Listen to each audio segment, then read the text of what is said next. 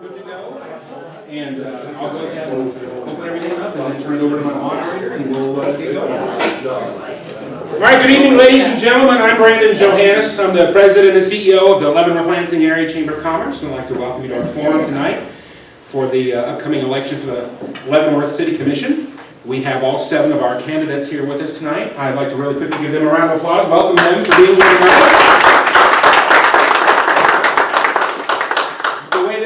We'll give each of them some time for a brief opening statement. Then we will ask them questions prepared by the Chamber's Government Affairs Committee.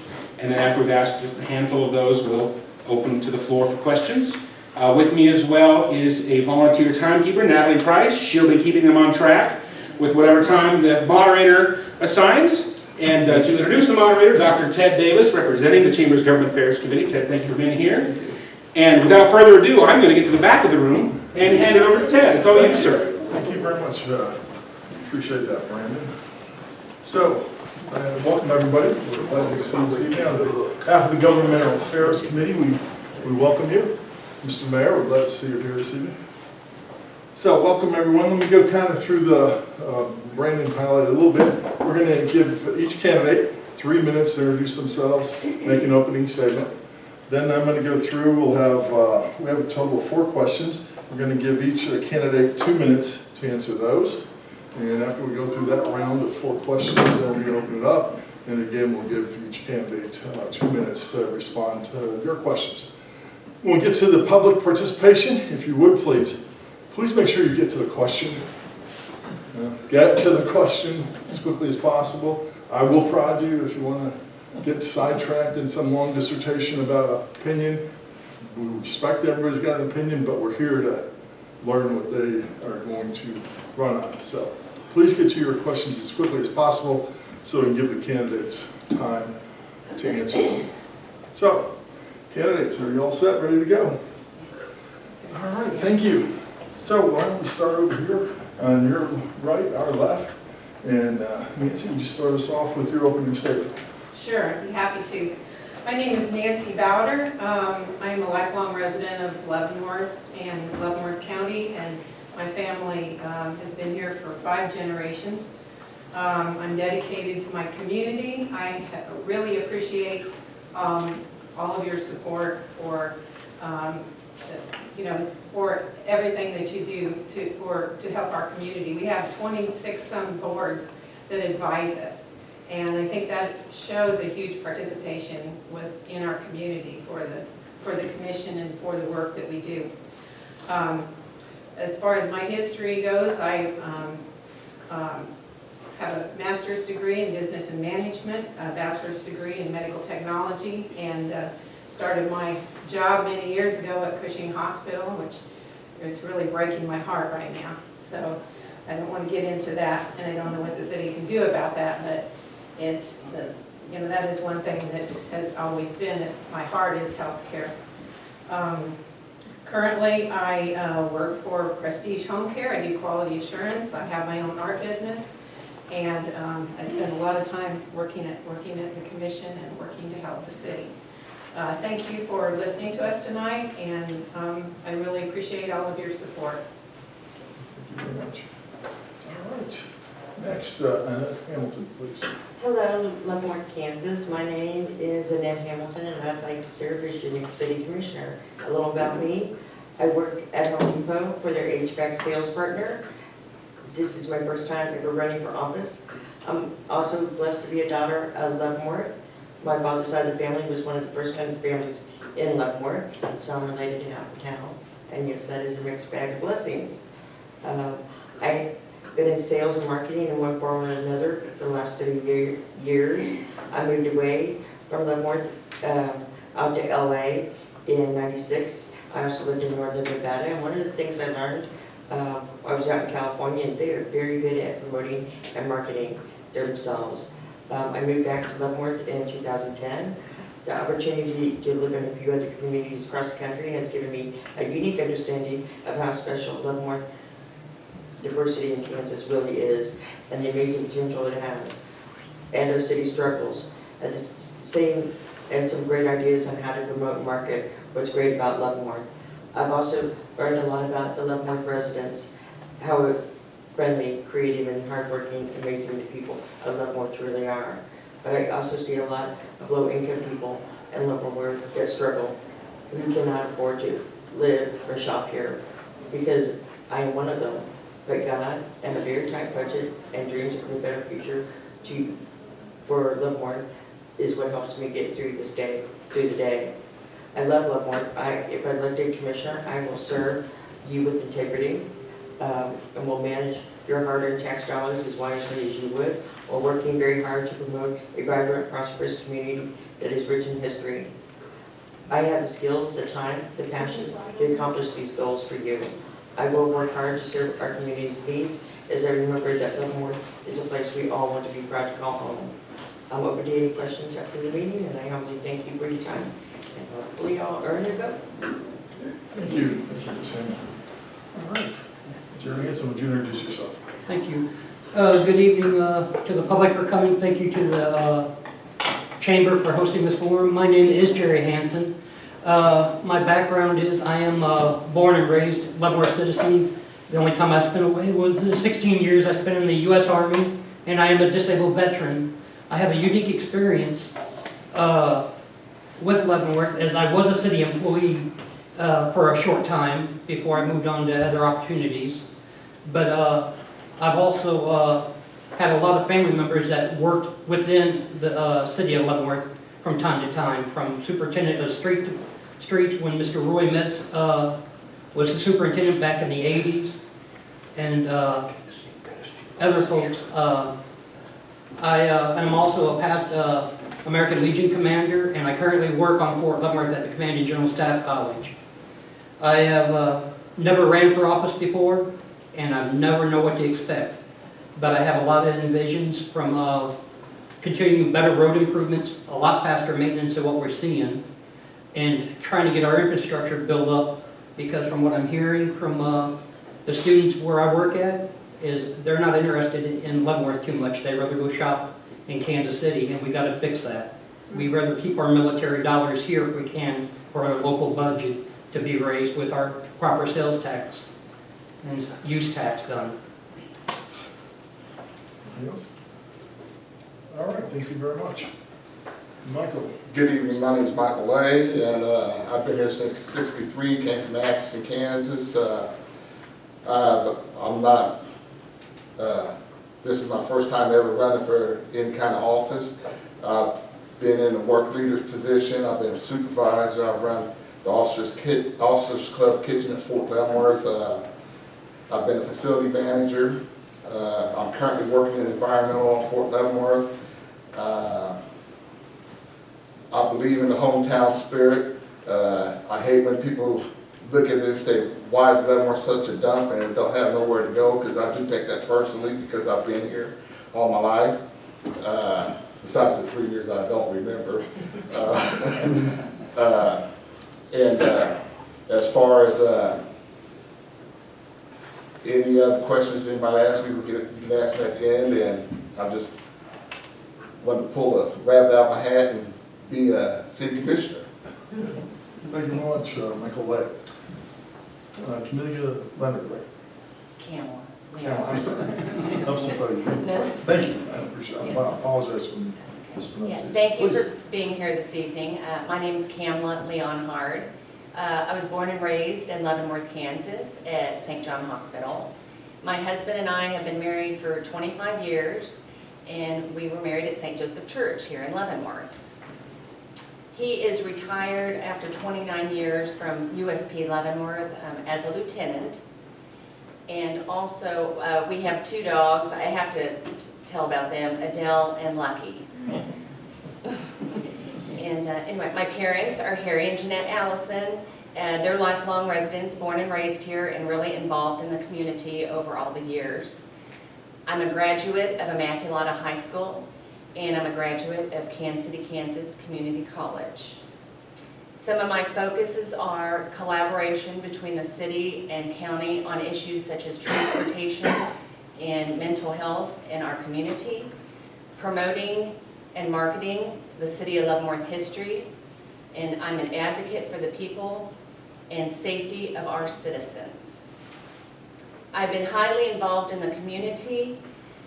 One such thing is I'm president of the Women's Division Chamber of Commerce, and I'm on the Planning Commission for the City of Leavenworth.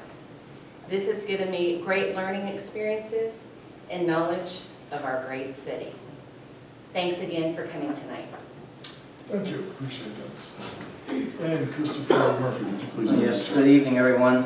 First, I'd like to say thank you to the Leavenworth-Lansing Area Chamber of Commerce for hosting this event. A little about myself. I am a veteran, served 20 years in the military. That's how I wound up here in Leavenworth.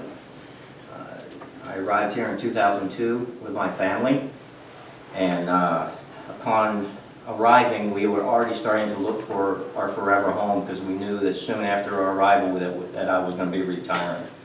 So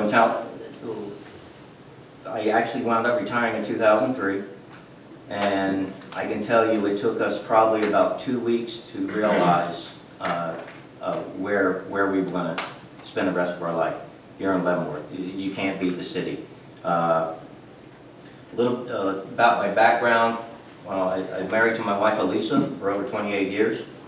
I have 5 children, 1 son, 4 daughters, and been blessed with 11 and a half grandchildren. So I kind of have my whole own little city if I get them all together.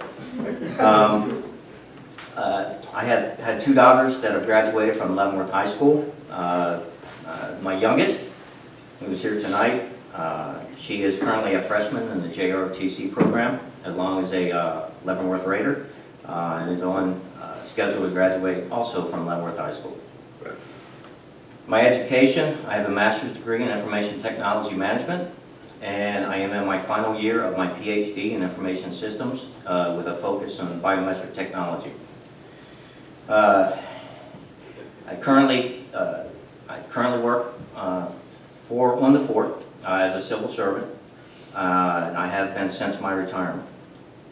I believe the skills that I have amassed my time in the military and my schooling kind of helps me with a little bit of the background, especially when it comes to analysis and things like that. I'm not a politician, nor do I want to be one, but I am a member of the city of Leavenworth, and I want to see this community thrive. Right now we have struggles, but I believe that I have a voice that can help us succeed in the future. So hopefully November 5th, you see my name, vote Murphy. Thank you. Mark. Good evening, I'm Mark Preisinger, and I want to thank everyone for being here and also the Chamber for hosting this event. I strongly believe your local government have a greater impact on your everyday lives than any other elected office. Knowing the candidates for local offices helps you to make an informed decision when you go to the ballot box. I've called Leavenworth home since 1962. I graduated from LHS and K-State, and I have a master's degree. I spent 6 years in the Army and as an artillery officer. My wife of 44 years right over here, Joanne, and she also is a graduate of LHS, as are our 2 children. And they both live in the Kansas City area now. When I was first elected to the City Commission, I had 3 main goals. One was property tax reduction. When I first came on the commission, we had the highest ad valorem property tax of any city of the first class in the state of Kansas. Finally, after a few years, I was able to convince other commissioners, let's put a sales tax initiative on the ballot, and it did pass resoundingly 72 to 28%, and that immediately reduced the ad valorem property tax from 51 mils down into 31 mils, a 40% reduction, 41% reduction. It was the single largest property tax reduction anywhere in the United States in the last 50 years. Also, I'm a strong believer and proponent of blight reduction and removal. There's a lot of blighted properties in this town that we need to get cleaned up, and we have done a very good job over the last 10, 15 years. We have taken down, unfortunately, probably nearly 50 homes that the property owners decided they would not keep them up to standard. We give them every chance possible, but we had to remove some of them, and those that have been removed have all been very blighted properties. But many of the property owners then step up before they're demoed, and they do clean them up and they put a decent product back on the market. Economic development, like everyone here, economic development is very important. I'm for making Leavenworth a great place for economic development. Strong economies in any town allows all ships to rise, if you will, floats all boats. We have to set the table for businesses to come here. I am committed to making Leavenworth a better place to live, invest, raise a family, and work. And I thank you for being here, and I appreciate your vote on November 5th. Thank you. Thank you, candidates. Appreciate your introductions. Let's move on to the Chamber's questions. First question, and I'll ask Ms. Hamilton to lead us off and answer this. So first question. What can and should the City Commission be doing to foster and enhance local, state, and federal partnerships that are important to the City of Leavenworth? For example, at the local level, we must work with the County Commission on a transportation plan to submit to the Transportation Department. At the state level, what partnerships will prevent the state from inhibiting city projects and initiatives? At the federal level, how do we show the various agencies and departments that Leavenworth is a good investment on Fort Leavenworth, at the VA hospital, and any other federal program? So again, the core question, what can and should the City Commission be doing to foster and enhance local, state, and federal partnerships that are important to the City of Leavenworth? Ms. Hamilton. Thank you, Ted. Well, since I've been in sales and marketing, like I said, for the last 30 years, if I am elected to as a city commissioner, I will work together with the commission, the city, the residents, and the business community to come up with a design plan, a 20-year design plan of the future businesses, housing, and infrastructure that we want to bring to the community. Put it on a map, a picture. Kind of like Walt Disney did with Disney, okay? Because then we can go out and market that idea and sell it. And so the city knows what we're doing, the county knows what we're doing, the state knows what we're doing, and the federal government, as well as the VA and Leavenworth. They all have a picture of what that plan is supposed to look like. And then it's easier to sell these goals to people or ideas if they can see the vision. It's really hard to sell a vision or an idea unless they can all see it. Thank you. Thank you. Mr. Hanson. What do I think we should be doing to enhance the city commission to foster? The city commission needs to be given the city manager guidance on where their vision is as far as trying to attract businesses. We have an assistant city manager, that's his pretty much job as I see it. We need to try to be figuring out some way to attract and draw in businesses and industries. We have an industrial park out here that's sitting vacant right now, which we need to start looking at trying to get filled and bringing in jobs that can bring in more people. We just lost 300 jobs at Cushing. Not a good day when you see 300 jobs go up and your unemployment rate go up in your city. As far as the federal partnerships, what you have to look at is one thing is we need to get infrastructure done with that. The one thing the Fort wants real bad is better access to KCI, which means we need to get a bridge put in that is not in such bad shape. And the largest user of KCI Airport is Fort Leavenworth. Thank you, sir. Ms. Doyle. Okay, we're still on the first question? Yes. Okay.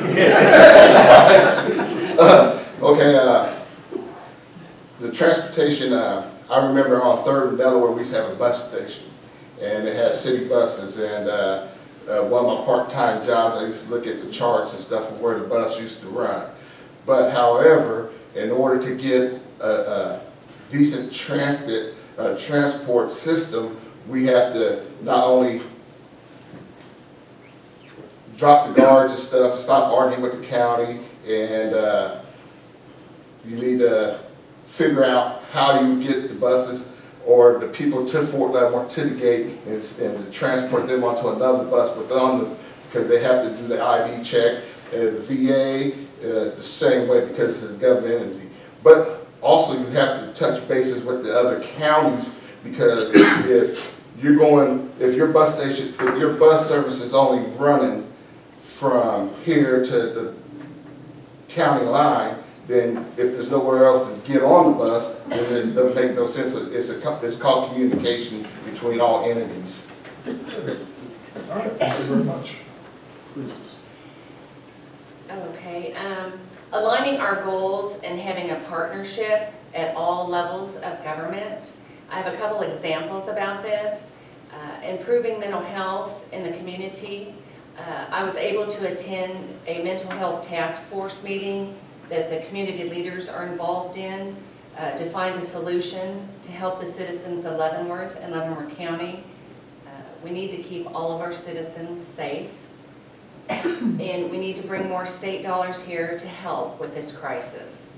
Another example is to maintain and support the federal prison system, colleges of Fort Leavenworth, and the VA, and this can be achieved by making sure we have well-maintained roads and great schools.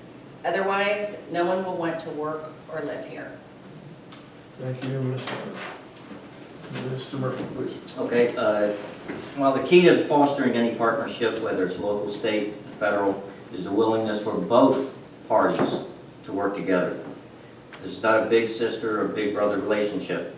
The big sister, county, state, or federal government wants something from the little brother, Leavenworth, so they take it.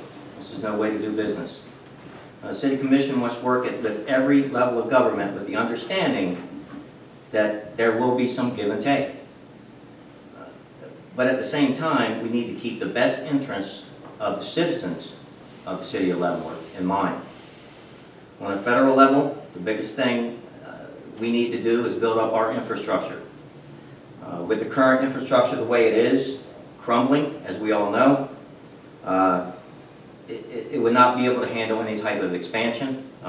If somebody wanted to expand in this area, the VA's got plenty of property, so I'm not sure that they would be expanded. But even the fort, or if they brought some other federal entity in, I honestly, in my own opinion, the infrastructure just can't handle it until we get it fixed. However, the more appealing that we make our city, the better it will be not only for the city, for the citizens of the city, but also for the county and the state to attract new state entities and federal entities into the Leavenworth area. Thank you very much, sir. Please, Mike. Thank you. As I hear this, there's a three-part question. The first question specifically dealt with transportation. Transportation is a county-wide issue, it's not just city-wide. I know I'll steal a little bit of Commissioner Bowder's thunder, but I'm sure she'll talk about it. Just working with Kansas City ATA, Area Transportation Authority, and working with the county. We have to get all the cities involved that we can get a, if you will, a county bus service that connects in with Johnson County and Wyandotte County and on the Missouri side. Those are projects that I know are being worked. On the state level, what do we need to prevent the state from inhibiting city projects and initiatives? A couple things. On a positive note, we have state representatives that meet very often with our city commission as well as our city manager, and there's a back and forth discussion on bills going on in Topeka. How does it affect our city? And we make recommendations. Things that in Topeka that have happened over the last 4 or 5 years that have hurt us quite a bit are taking away home rule, limiting tax authorities from elected officials. We should keep that authority here. On the federal level, I've visited Washington, D.C. 5 times as a city commissioner. We meet with the Bureau of Prisons, the Pentagon, VA, etc. We do the lobbying for the federal units here. We let Washington know, and they do know it. Leavenworth does government well. That's what we are. We're a government town, and we do whatever we can to get more government, specifically federal government entities here. And I think we've done a very good job. Thank you very much, sir. You did steal my thunder a little bit. I set you up. I was appointed by the county to the Kansas City Area Transit Authority, even though I'm a city commissioner. And I wanted to learn more about transportation and how we could possibly implement a program here. It had been shown to be one of the biggest needs in the city of Leavenworth. And there was some interest in the county and the other cities as well. So I think this, the current commission has been, I mean, really wonderful to work with as far as attending our meetings to gather more information. I've been working with city staff to obtain information on, you'd be surprised at how many entities actually do provide right now some sort of transportation on the shoestring. And if there's some way we could get all of those entities together and get all of their grant money together, maybe we could afford to have a system. It's expensive, it's not cheap. We have met with the state, KDOT, they have grant funds. There are federal funds for programs, especially for veterans, transportation. And the military has a program as well, and they have all met with us. So I think that's one way we have gotten our county together to discuss these issues. And this year, it's too late to get a plan going. Like I said, we're still gathering more information, and hopefully next time. At the state level, the federal level, I repeat what Commissioner Preisinger has said. One of the ways that home rule, I mean, we have home rule for our city, and you asked the question about what partnerships will prevent the state from inhibiting city projects and initiatives. We just need to work with our representatives and be able to stop that. We've had some issues in the past that tried to make our local elections partisan, and if they were partisan, we would not be able to have any military or military employee or government employees on some of our boards and commissions. Thank you. Sorry. Thank you, candidates. Appreciate you addressing the first question. Moving on to the second question, this time I'll ask Mr. Hanson to start. Given our form of city governance, what actions by the city commission and the individual commissioners do you think are highly essential to support the city manager and his departments in managing services and supporting citizens?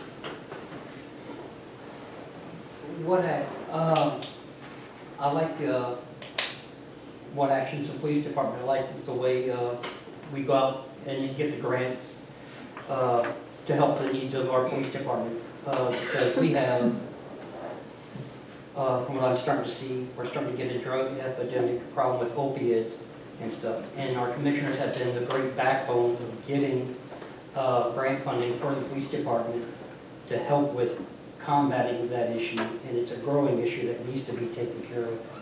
And the only way the city manager can go get it is if the city commissioners back him on that. And it's one that is a need, and it's also a big blight on the city when we have to have that problem. Essential support for the city manager, I'm not real versed on that, but I think what I see as far as the city service center needs help with it, but I think we need to go after some road impact funds or something to help us bring our roads up to par and from deterioration, so we can speed up our road improvement program a little faster. Thank you. Okay, once again, on this is communication.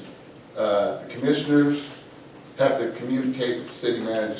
City manager has to communicate with the commissioners, and we have to listen to the voice of the citizens, because the citizens are the taxpayers.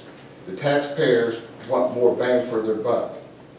You know, if I had to pay extra 50 cents, you know, to ensure that the city was running right, I wouldn't have a problem.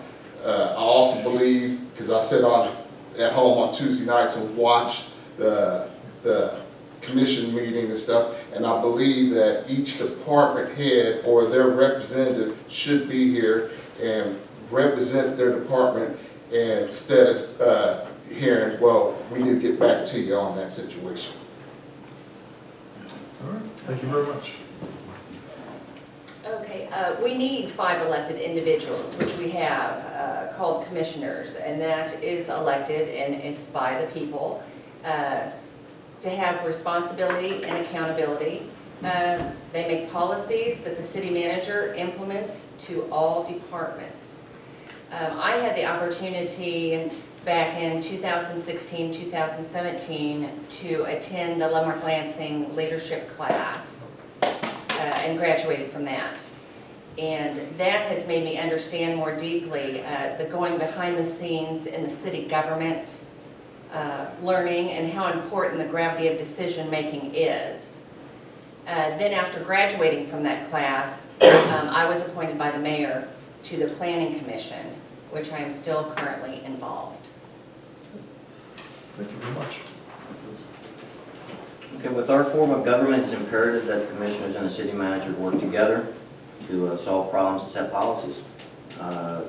Again, the commissioners are elected, the city manager is appointed. We don't always have to agree on how to handle a particular problem. We just need to have that conversation and be civil in doing so. At the end of the day, it's all about the citizens. That's exactly what all this boils down to. It's about the people that live in this city. It's not a power struggle between the two entities. As commission, we are elected to represent the community and develop a long-range vision to secure the city's future. And unfortunately, I've searched high and low and I've yet to find that vision.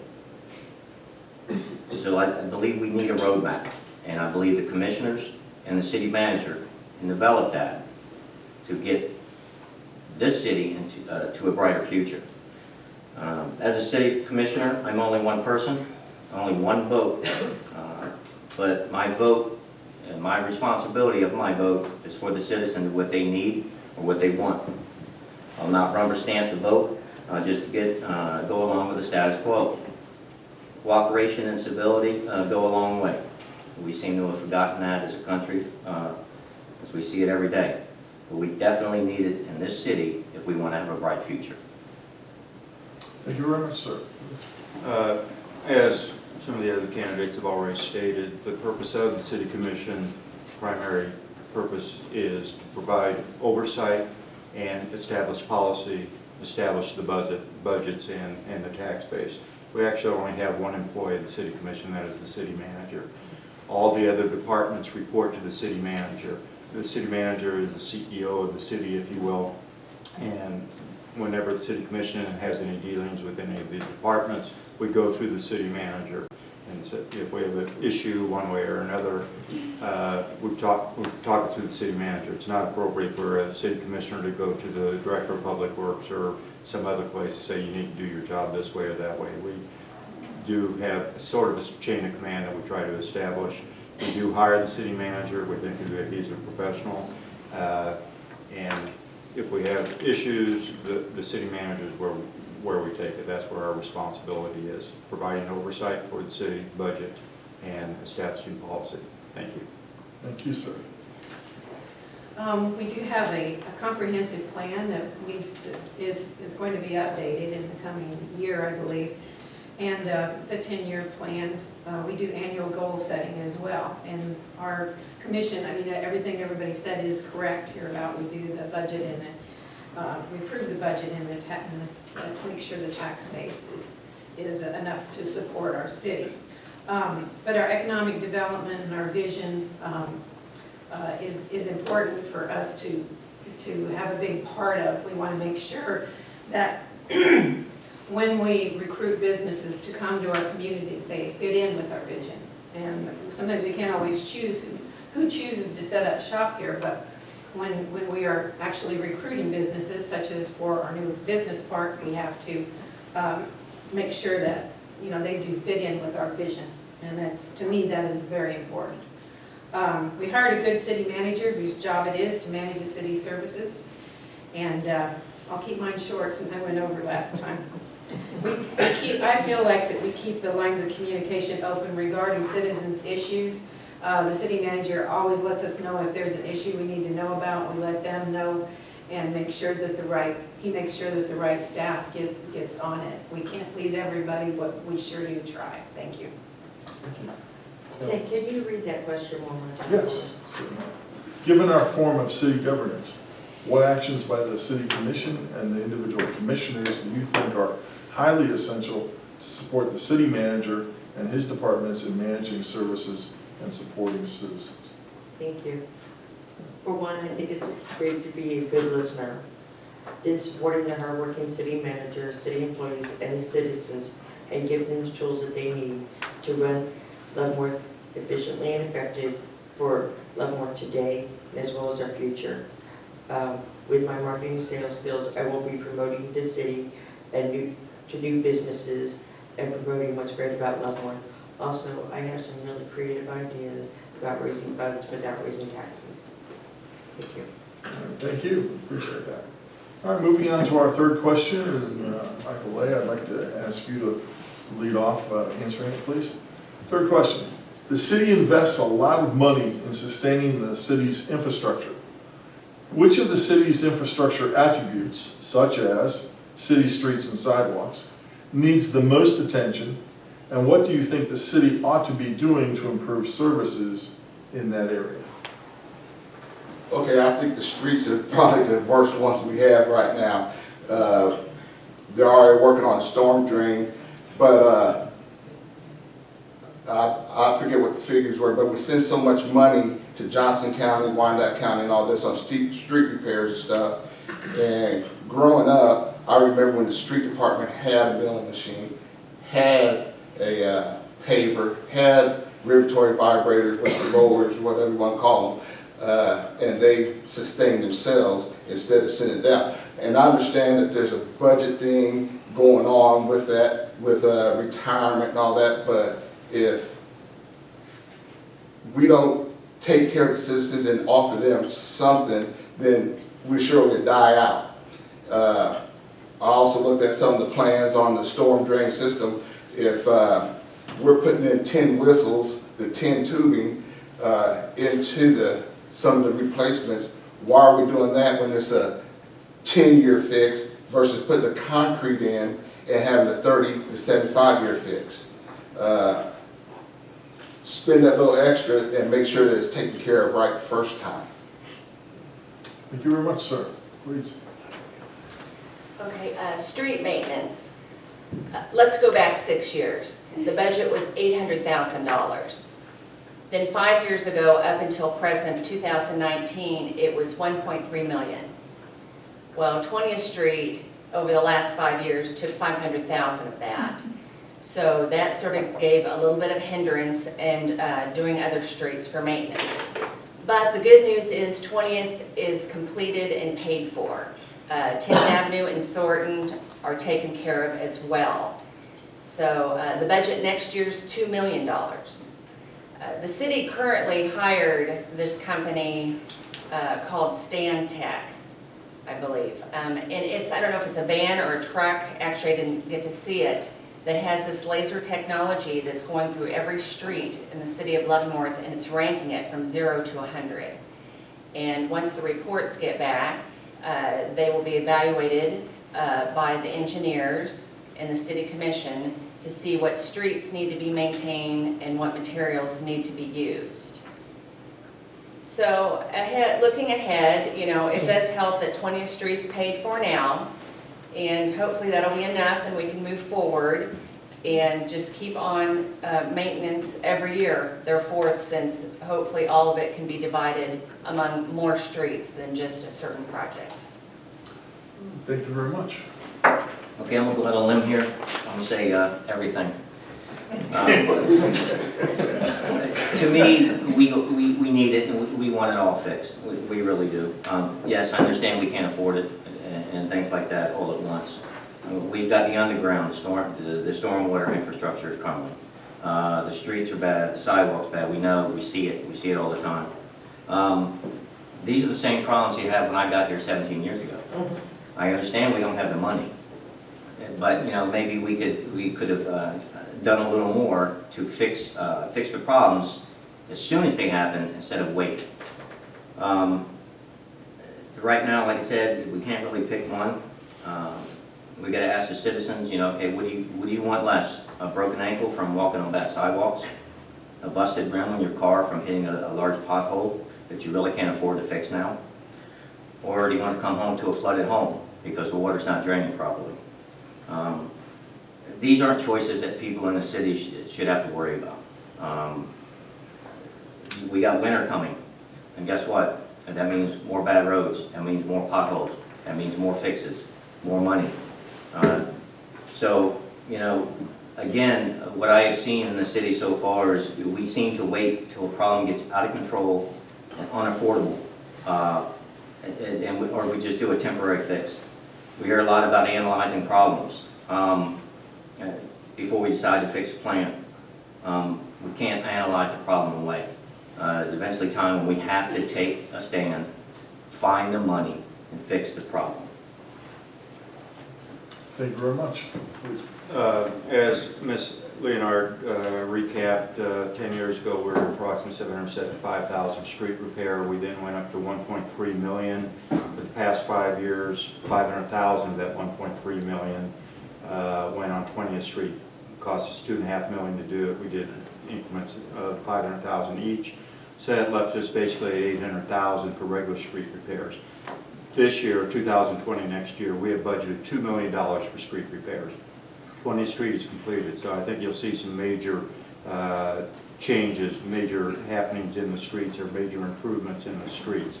We took money, we robbed Peter to pay Paul a little bit. We took out the sidewalk committee. Mr. Euler, Bob Euler over there, has been chairman of the sidewalk committee for many years, and he had a budget of a couple $100,000 or more per year. We're actually taking that out of the sidewalk, adding it to the streets to make one big push next year. I am hoping after next year we take it back to the sidewalks. Sidewalks are very important, but we want to make a big push on the roads, and $2 million is going in. Stormwater, we're raising $1.3 million a year. We probably have a $90 million nut that we have to hit. Basically, that $1.3 million is going to be ad infinitum, because we have the oldest infrastructure in the state of Kansas, 130 years old, and we need to get it fixed. And we're putting in approximately $1.3 million a year. And you're seeing a lot of those projects now. They're happening all over town. We can't get them all done, but we are working on it. Thank you. Thank you, sir. Well, you do see a lot of the projects right now, and before that, you saw a lot of sinkholes. To me, the most critical issue right now has been these sinkholes. I mean, one of the streets over by the Guidance Center, Lemon Street, literally sank. I mean, this is a real problem throughout our community. We've got storm sewers that are over 150 years old, made out of rock, and they're falling in. We've got others that were made out of some sort of metal that rusted.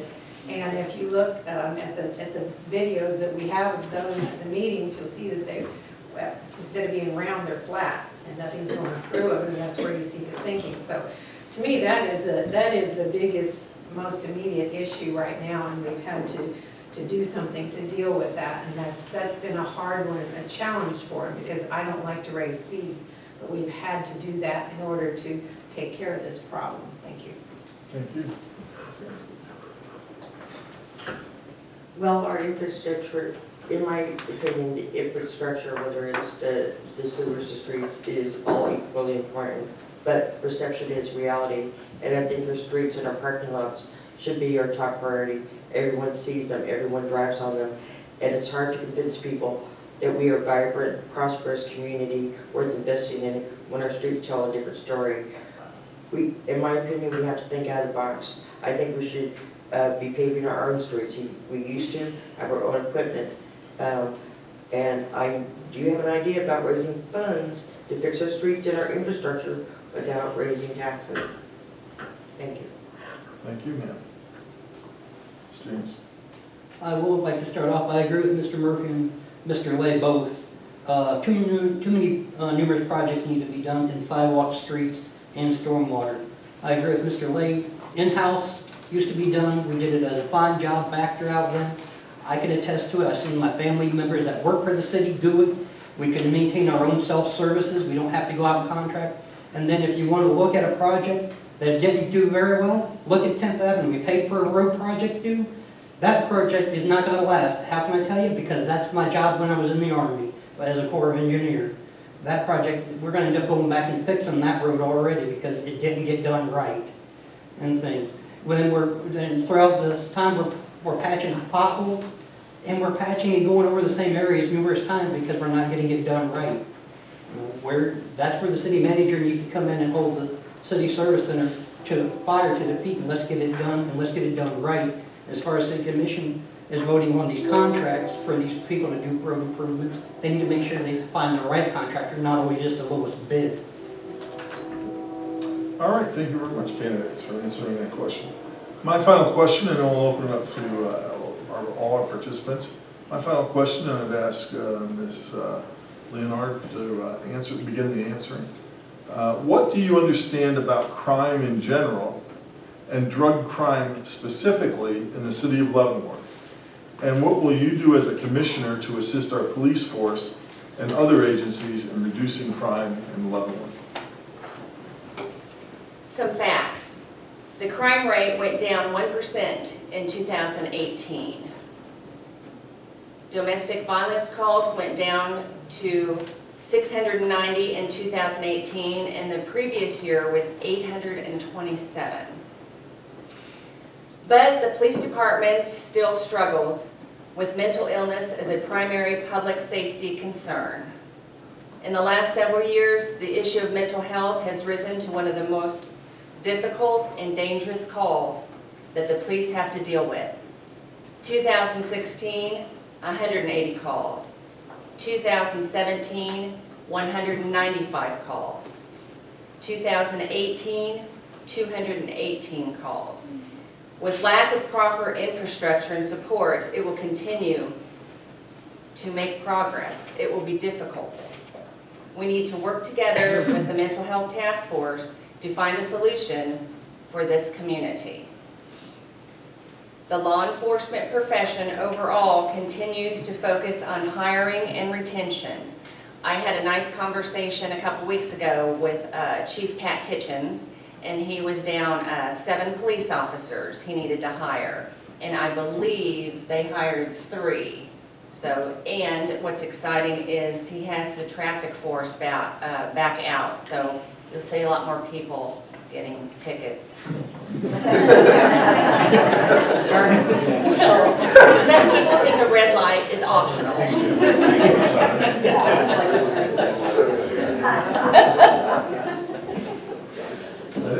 Thank you for adding a little bit of humor to it.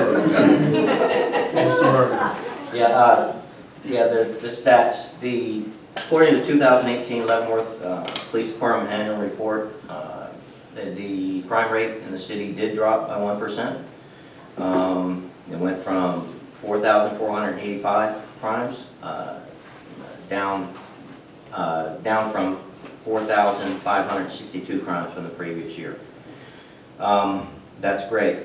However, drug enforcement cases went up. It's the second year in a row that we understand drugs are a nationwide issue, not just here in Leavenworth. Everybody hears the stories, knows someone that knows someone that's had somebody fallen prey to the opioid crisis.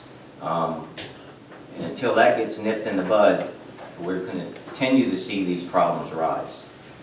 So what can we do on the City Commission? Well, there are several things, and I want to focus on the law enforcement aspect of it. We need to ensure that law enforcement has everything that they need to do their jobs. That includes equipment, personnel, and the like. This includes the training and community programs.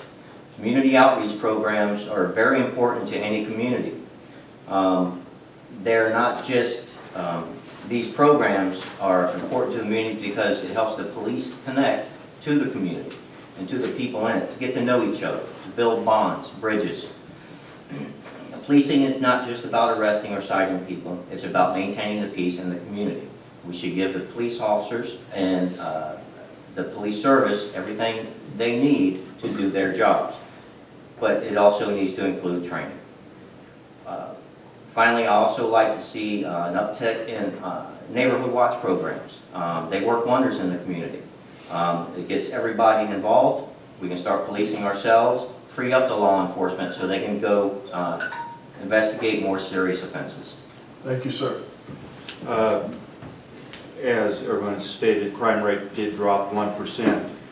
And I know Mr. Murphy said that's great, and I don't want to say that that's not great, but 1% drop, basically everything remained flat. And I would like to see it drop much, much more, as I'm sure everyone here would. Police departments, law enforcement agencies all around the Kansas City area, as well as across the nation, have a rough time, tough time holding officers and retaining them and recruiting them. The Johnson County Sheriff's Department is down 50 officers.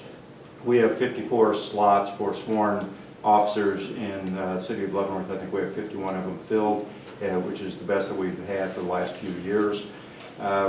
The drug crimes, as Mr. Murphy said, did go up a little bit in 2018. I think that you will see that they were down in 2019. We were able to put money into a drug task force that went into effect January 1st of 2019, that we stood up a drug task force, and you've seen some of the things in the paper where they have taken down some drug houses in town. We need to always support our police and our fire. You know, those are things that we cannot search for a word here, but we have to always support them. I think that we do. And if you see something, say something. I think all of us see, if you get on social media, people will say, hey, I just saw this person do this, and someone else said, did you call the police? Says, no, I didn't have time, I had to put it on Facebook first. I mean, if you see something, don't put it on Facebook, call the police, call 911, and the police will respond. Thank you. Thank you, sir. I think one of the biggest challenges has been the mental health issues. Our police officers are not, well, they're being more trained more than ever before dealing with mental health crises, but they're not qualified to do that, you know, and it's very difficult without an emergency mental health place here in Leavenworth County, and they end up having to put patients basically in jail for things that they should be treated elsewhere for. So that's been a real tax on our system.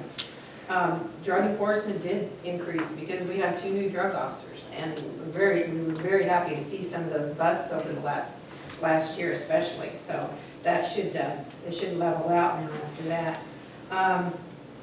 Anyway, I spend a lot of time talking with my husband, who's a retired police officer with the city of Leavenworth, Greg Ruff, and I have questions almost every day about different things about police work. So I really that has really helped me in my job here, I think. Thank you.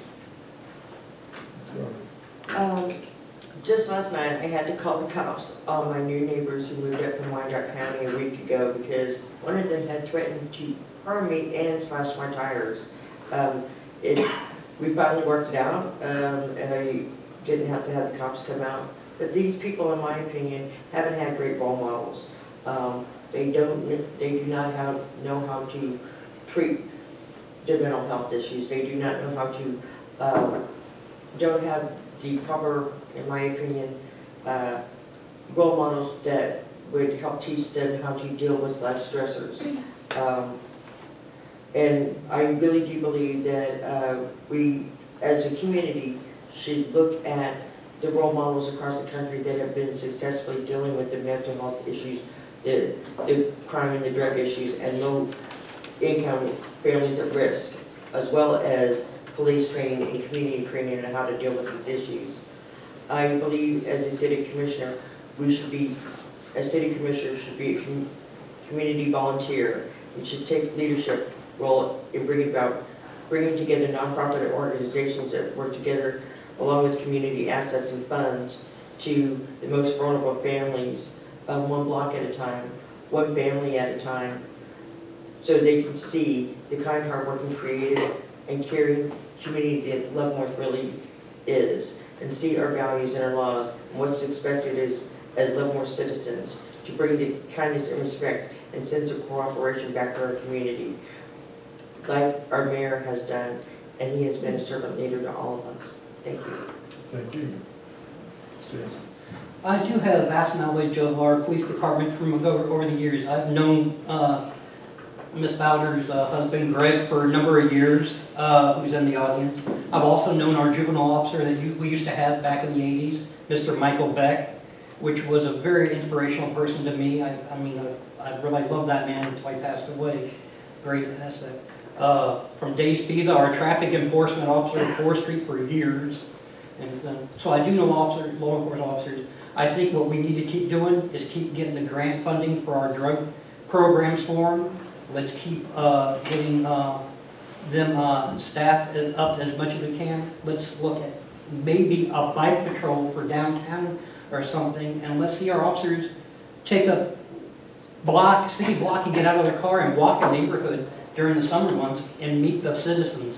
Not out there, but if you see them out there, stop. And let's get back into what us kids used to love, the baseball card program where they handed out cards to the kids or something interactive with the community.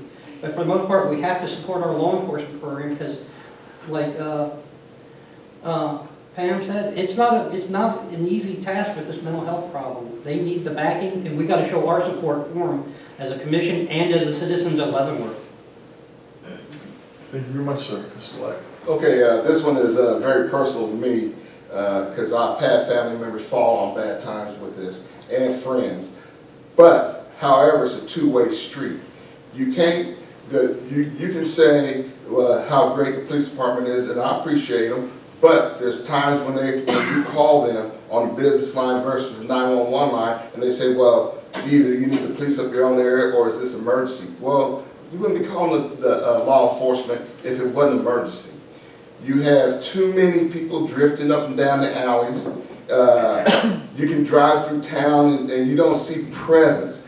It used to be that they used to have sectors. Do they even have sectors anymore when they patrol? But you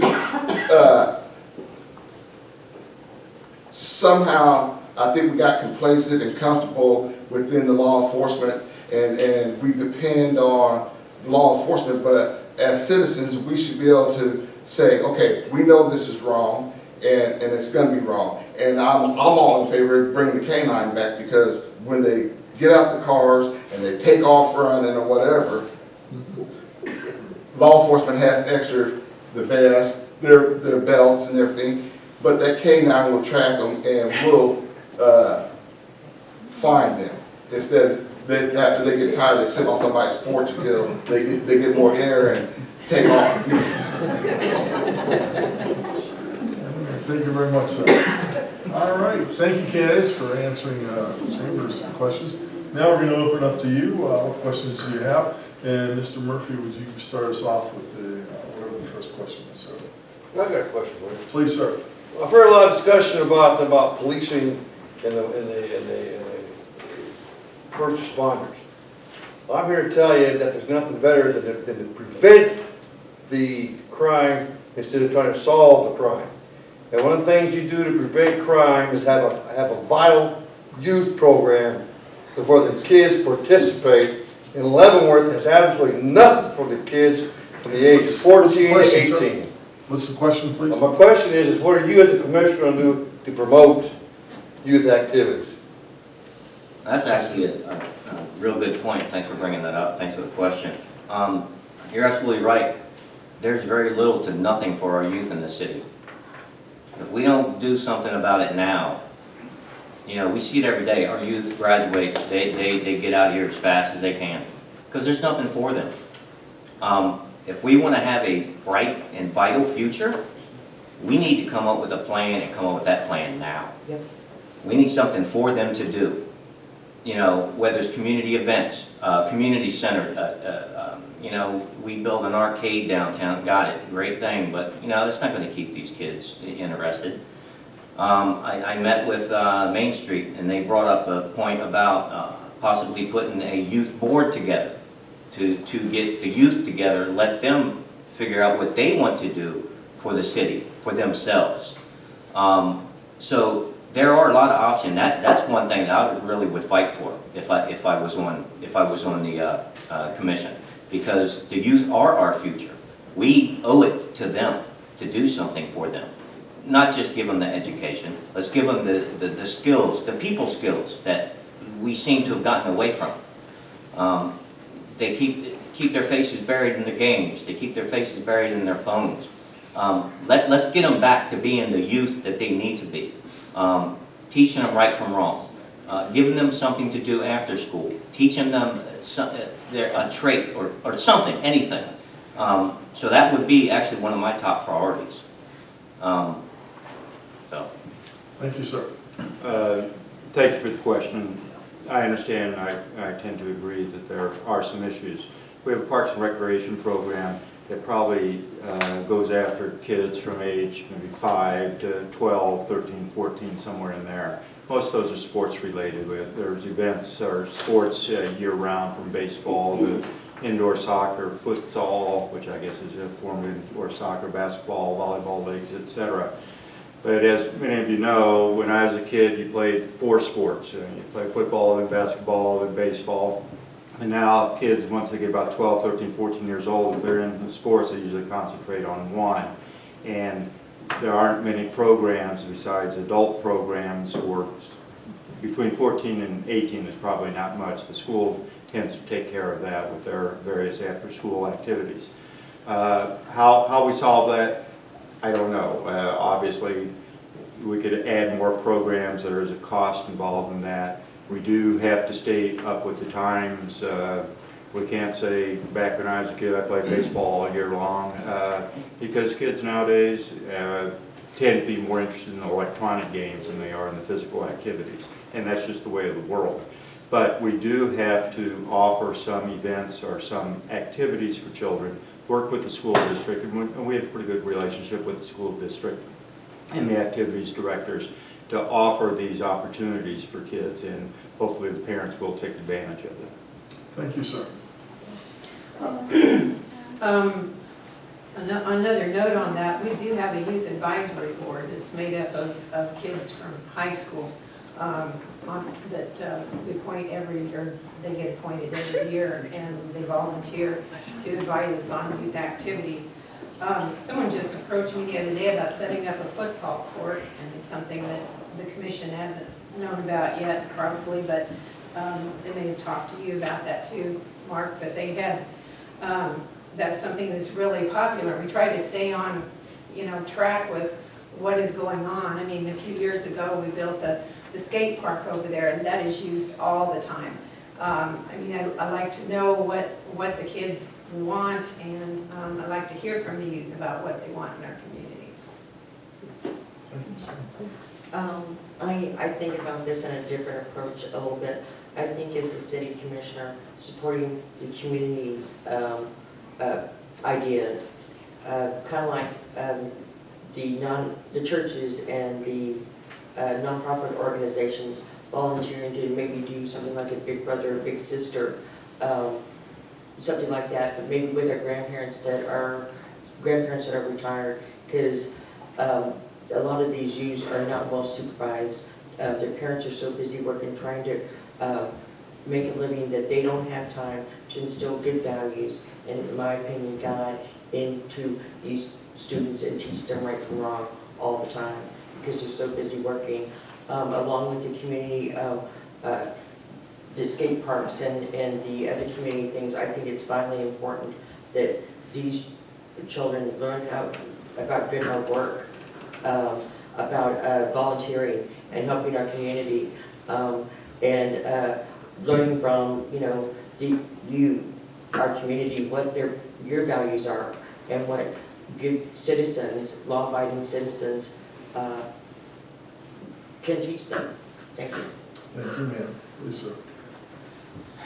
I wish times could be like they used to be. If you remember the kids that used to work down in Kittyland, we had kids there. When I used to deliver newspaper, it was stuff that younger youth, early teens could have done to keep them occupied and have some productivity. But today's, I can vouch that I know one thing, because not only was I an American Legion commander, I was also American Legion baseball rep. And we have a need for children for the summertime program in Legion baseball. We had only 2 teams, both of them sponsored by Mr. Geiger, and we had more kids than we could teams. So it's not just a city commission issue there, it's a local business issue also, because In order to fund these programs, you gotta have the city and the business to come hand in hand and work together to fund programs for our kids to be able to have these programs to go to. We got a good soccer program in the city. We got good early youth sports. We don't have a lot of stuff for the middle teenagers, and that's what we need to find, including some like vocational rehab programs that really could get in that we could work with Main Street on and help try to find. Thank you, sir. Mr. White. Okay, growing up, we had what we had. Miss Helen Speaker came to town, and she opened up what she called a neighborhood house, lighthouse. As children, we went there. First thing you had to do was get your grades. You had to do your studies. I understand that. And then we broke down into groups. And we had a group called Green Hornet Club. And fortunately, Miss Tillison's sitting here, and she was one to sponsor her and her husband, John. And I think I turned out all right. You know, my mother had 4 kids on her own and raised and worked 2 jobs, and I've never been incarcerated. And nothing about it. Some people fall on bad times and make bad decisions. But, however, if we have space where these kids can go, if we had the old sandlot baseball and football fields and stuff like that where these kids can get out and do things, we don't have to worry about it and make them accountable for their actions. And if I never said it, Miss Tillison, for the whole, myself, my brother, Anthony, Calvin, and Cliff, we thank you.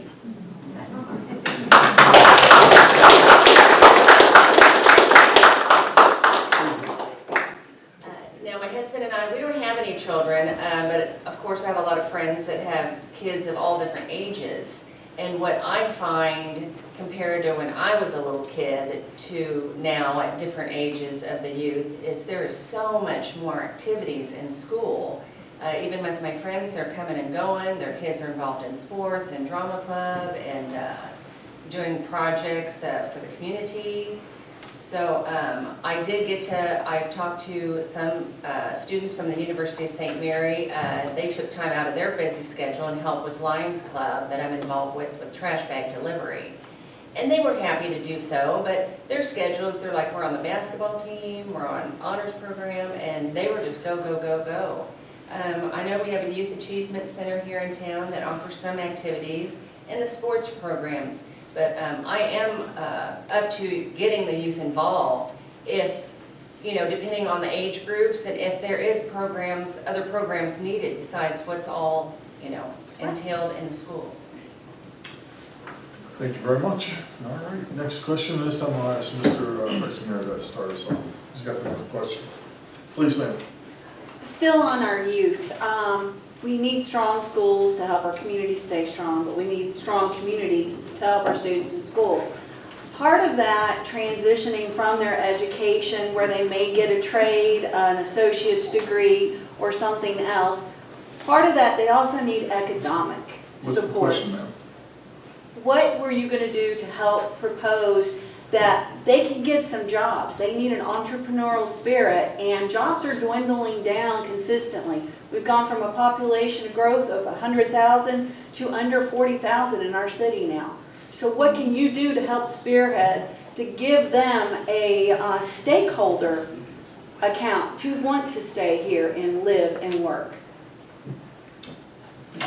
Maybe I can ask for some clarification on the question. I don't know how we went from 100,000 to 40,000 because we never In the were. history of Leavenworth, we used to have 100,000 people. Well, I think I don't want to get into an argument, but it's never been that high. No. It never has been. And our Maybe population has countywide. actually stayed That static might be for about the countywide. last 50, 60 Countywide. years. I want to revert a little bit back to the previous question on youth opportunities. We have a great park system in Leavenworth. We actually have 31 parks, 464 acres, nice Woolman Park, swimming activities place, Doherty Park up north, if any of you drive by there, putting in a couple $100,000 into that basketball court, which should be finished next week or two, 5 levels, very extensive. Now, what do we offer to your question on economic opportunities? I wish that I could say, yes, we, the commission, do offer this, and this is what we're going to do. But the reality is, that may be outside the scope of the commission's responsibilities. We have to set the table to allow economic development to come in, to entice businesses and manufacturers to come to Leavenworth to offer jobs. And we'd like to partner with the schools and the junior colleges to offer opportunities to train these younger people, whether it be trades or a profession or whatever it might be. But I don't see the commission doing economic, creating jobs per se, besides setting the table for businesses to create those jobs. Thank you, sir. I feel like the economic development part is a big part in getting the younger people involved here and getting them here. And so having jobs that, like both of my sons live outside of the area because there are no tech jobs right here in Leavenworth. I would like to see more tech jobs, more jobs suited to younger people that have children. And some of our events that we can do, I mean, we were so fortunate to have the 4 hotels that we have because that gives us some tourism dollars that we can use only for tourism activities. And one of the big things was the festival that we just had. That was totally geared to 20 to 40-year-olds, and that shows off our city a little bit as being friendly to that age group. And so that's one thing the city can do, but on the other side, there isn't a, it's like you said, it's outside of our scope for a lot of that, so. So, Well, a couple of things. Yeah, I really enjoyed the camp days. I liked a lot about that. I think there was a lot of things good about that. But I really would like to have seen more local people because a lot of those vendors were from out of town. I would love more. It's the first year, And and it was my idea, sorry. No, Blame me for that. Well, no, it's okay. I just think there's a lot of talented people, creative people here. But back to your question. I totally agree with you. There are a lot of programs that are going on nationwide with the current administration. Not that I want to get into that too much, but there are programs being developed right now that I would like to, if I'm commissioner, or even if not, I would like to see be brought to Leavenworth. And that is, there are programs that the businesses actually will come to Leavenworth if we promise them student employees that we can train. And back in the day, actually the industrial period of time, our schools were set up for that time period. They need to be set up for the technology time period. And if I'm elected city commissioner, I will bring some technology companies here and make sure our residents are trained to take those high-paying jobs. Thank you. thank you, ma'am. Please, sir. I don't know where the city commission really fits into your question, but except to try to, once again, bring infrastructure and get businesses to come in that could promote a younger youth group employment. But I mean, it's totally up to the individual business of what they're gonna want to hire and stuff. I mean, it would be great if we had a skating rink again. You could hire a younger group to work that. But the commission is really tied as far as trying to attract the businesses to come to admit that. But it's up to the individual business that's gonna want to relocate here, try to and stuff. I've been trying to reach out to industry businesses like the main event over there in North Kansas City to come look at Leavenworth because of our population. I mean, that could possibly hire some younger group, but it's up to the individual businesses. I don't see where the commission could do anything except try to attract them. Thank you, sir. Okay, once again, growing up, I believed in several times summer hire for the kids. Teach them a trade, work with your hands, occupy your mind. I also believe that there was another, through the Y, it was called Rent-A-Kid. People would call in and they would give say, okay, I need my windows washed. They send a couple kids over to wash the windows, and then the homeowner or the tenant of the house would pay them for it. And I paid for my schooling my sophomore year, pay for my books and everything like that, so my mother wouldn't have to through rent a kid. There's a lot of different options. We need to get outside the box. We need to stop thinking inside the box. We need to get outside the box and get it moving. Thank you, sir. Well, with that question, I know the Leavenworth High School, and I did find out, I got to talk to Dr. Mike Roth not too long ago, which was sort of exciting because Kansas City, Kansas Community College's Pioneer Center does offer a trade program, which I didn't realize, which was great. Yeah, that is free, and so if somebody doesn't want to go to college, they can learn a trade. Now, that being said, with the job market here, one positive note is, I know LCDC, we have that industrial park out there that is 80 acres of shovel-ready land. So, and I know they're working on that right now and do have prospects with some industry to come in, which would be great, you know, between 200 to 500 jobs. Mr. Murphy. Yeah, when it comes to the youth, we hear and we talk a lot about sports programs, which are great for kids, but a lot of kids are turning away from those sports programs. So we kind of need to come up with a solution on what to do for the children, or for the kids, not children, for the youth. I don't know what we as city commissioners could influence. You know, one thing that popped in my mind is maybe working with local businesses about bringing about some type of apprenticeship programs. I mean, I went through them when I was a kid. We had a business take kids under their wings, teach them about their business, made them a part of their business, and kind of gave them that stakeholder type feel. So something like that, something for the youth to actually want to get involved in, to feel good about themselves, making some money, learning, something they may not have learned before. I think that's the direction we really need to go. We got all the sports covered, you know, in the schools, the city programs got it. But, you know, there are some kids that are turning away from these sports programs. So, you know, you got to look for alternatives. Something for everyone. But again, like I said, I don't know what we can influence other than going to the businesses and see what they can do. So that's my thought. All right, thank you, candidates. This next question I'd ask Ms. Bauer to lead off. I believe I had, yes, sir, right here.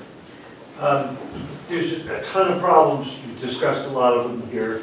There is no possible way on earth that you could do all of them, especially within a term.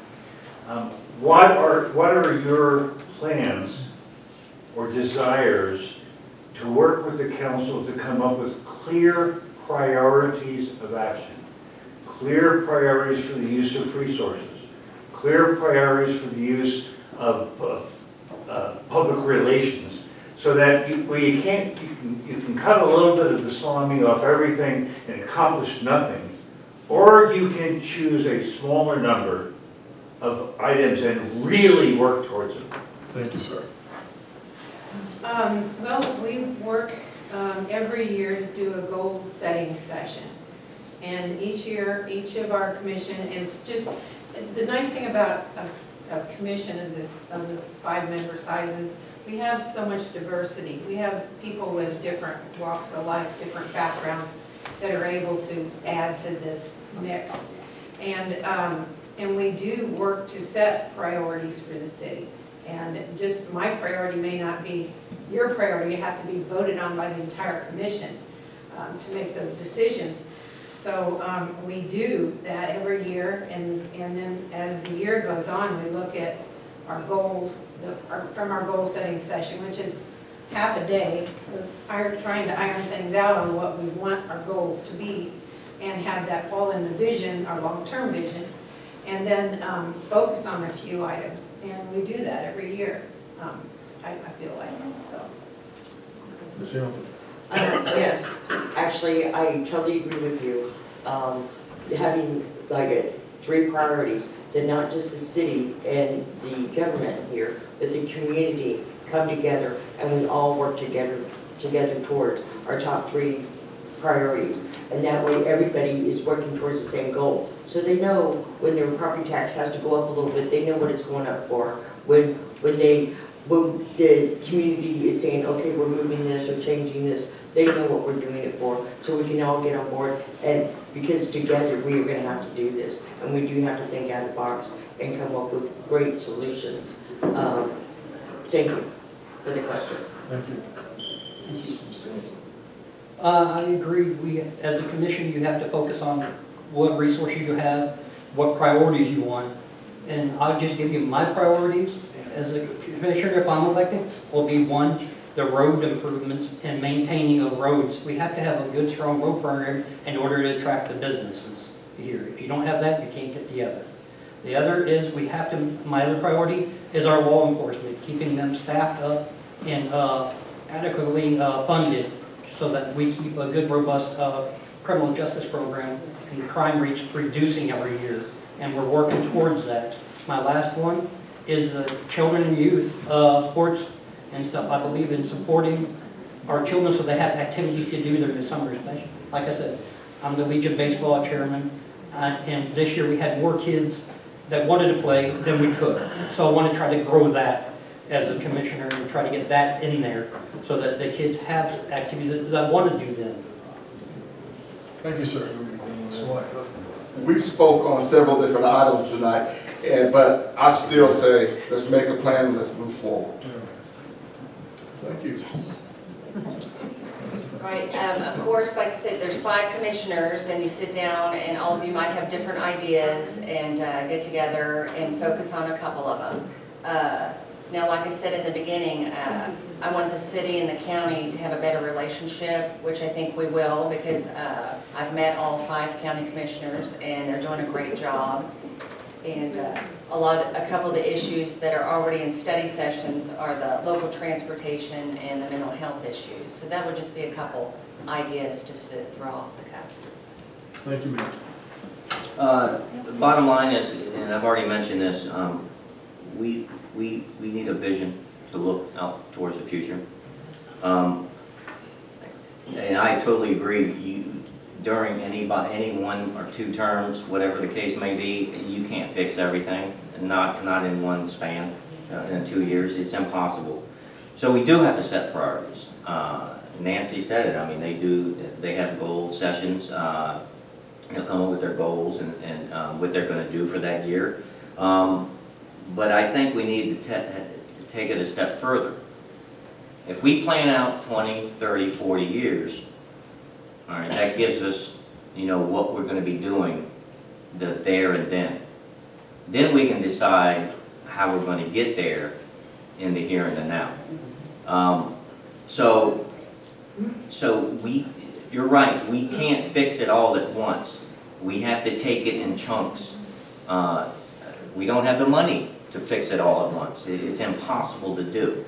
But we need to sit down and come to a consensus as a commission on how we're going to get to that future point that we want to get to. So having that vision, setting those goals, those short-term goals, biting little pieces off here and there. That's the best you can do. So I think having that plan is going to be the best. I like the infrastructure plan, the roads, and our youth. Our youth are, we cannot stress this enough. Without the youth, this city will not survive. Thank you, sir. Please.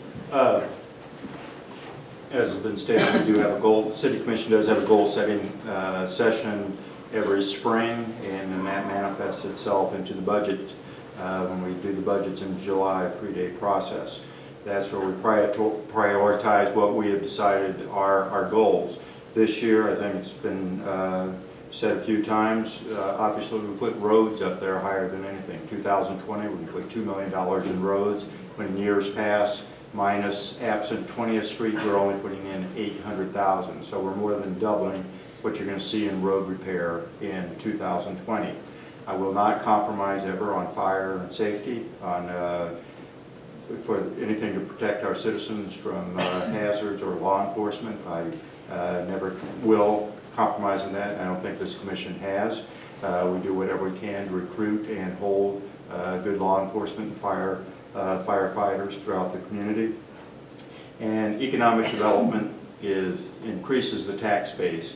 A rising tide floats all boats. If we can get more, we have set the table. We have an industrial park, we don't have anybody in it, but it is shovel ready. Companies can come in, they will employ people. Those people will live here, they will spend their money here. They will take the goods and services that are offered in Leavenworth. That's what we need. We do have some of those programs in place. We just need more companies to come in. We do provide those incentives. Thank you, sir. Appreciate it. For the next question, I ask you to read off from St. Anthony as soon as you get it. Yes, sir, in the back. Yes. I've heard a lot of ideas, shortcomings of the city, everything else, and a lot of proposals, all of which are going to cost more money.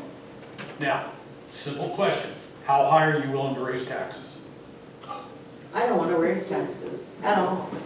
I really would rather not raise taxes.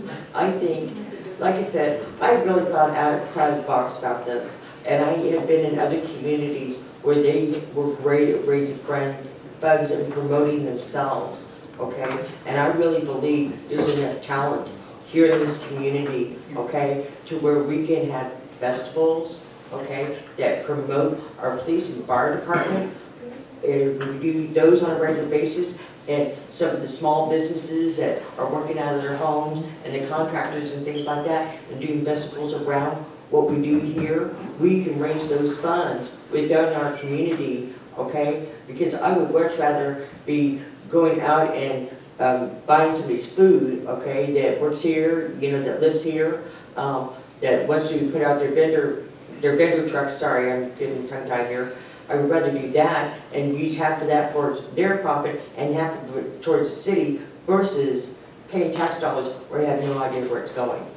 And that allows our families and our communities to come together and have fun. And I believe we can do that almost 6 months out of the year. Plus there are a couple other ideas I have for raising money for this as well, like bringing in businesses. There are businesses across the nation that will invest money into our communities, and not just government money. There's also government money that we don't have to raise our taxes with grants, but there are businesses that will invest in our community that want to put some money in here as long as we provide the people that work for their companies. There's plenty of them out there. We just got to go get them. Thank you, ma'am. Mr. Hanson. I don't want to see us raise taxes at all. I'd rather see us bring in industry and businesses to help bring in the taxes. By having them jobs and by having them businesses here, you're making more money and lowering your tax base. And then hopefully maybe we can even lower the property tax even more by getting the businesses here and stuff. By having a broader tax base, it helps keep taxes down. But if we can avoid it, let's not raise taxes at all. Let's try to attract the businesses and do what we have to bring them here and get the jobs here. And then as you get that, you start growing houses and everybody else. The more you can grow, the less taxes you have to pay per individual. Thank you, sir. Mr. White. Well, I'm not all in favor of raising taxes either. But however, if there was an issue on the board, ask the citizens, it's their money. And then, where can you go buy a decent suit within Leavenworth? Where You're asking me. where do you have, okay. I'm not a suit and tie man, but however, if you go out on Mount Olivet Road to Jewish Cemetery, you look at the headstones, you look at all the businesses that used to be here. All the businesses that used to be here, they cared. When that bus came from St. Joe to go into Kansas City and stopped at Mr. Rosenberg's place up on 4th and Potawatomi, you know what? When people got off that bus, he knew who was coming in town too. So we didn't have it. I mean, this is what I'm saying. If we all pull together, you know, and if there's an issue where they need a little bit extra money, you know, you give somebody, everybody give up $1 at one time, that might take care of the problem. Please. Thank you, sir. Well, now, you realize I'm running for city commissioner, but first off, I am a citizen of the city of Leavenworth, and no, I don't want taxes raised either, so. But I think a lot of the solution will be hopefully in that industrial park we have, that LCDC is working on proposals to bring industries in on that. And then we also have the North Gateway project that's up at Metropolitan that we're supposed to have a couple restaurants, a convenience store, and a couple other businesses that way. So maybe that will take care of not having to raise any taxes. Thank you, ma'am. Please, sir. I'd have to be the stupidest man on the planet if I would say I want to raise taxes. However, we you know, as a commission, we can't say we won't raise taxes. I don't want to see my taxes raised, that's for sure. I've seen them raised enough in my lifetime. But I agree with everybody. If we can develop what we've got, if we bring more businesses in, if we make Leavenworth, we are called the first city, okay? First city of Kansas. We need to use that. We need to be the destination of the Midwest. We build this city up, bring these businesses in. Heck, I'll be a hero. I'll lower your taxes. But again, I mean, none of us want to raise taxes. We don't want to see it. But there are some times that things happen. And we have to come up with the money somehow. There's only so many programs we can cut. There's only you know, we can't cut pensions. You can't cut, you know, salaries. So you got to find the money somewhere. Again, I don't want to raise taxes. I would rather build up the city so we can lower taxes. Thank you, sir. I think one of the greatest responsibilities of any city commissioner, city councilman, wherever, city alderman, whatever you might be, is being proper stewards of the taxpayers' money. And I think this commission, over the last 11 years that I've been part of it, we've done an outstanding job. We've not raised the taxes, except for one time we raised it 0.3 mils for 1 year, which amounted, if you had a $150,000 house, $6 for that year.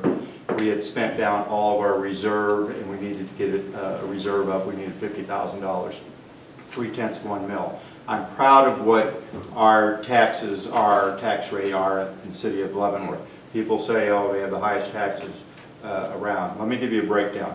You pay 129 mils in taxes. If you have a $150,000 house, your taxes for the year $2,237.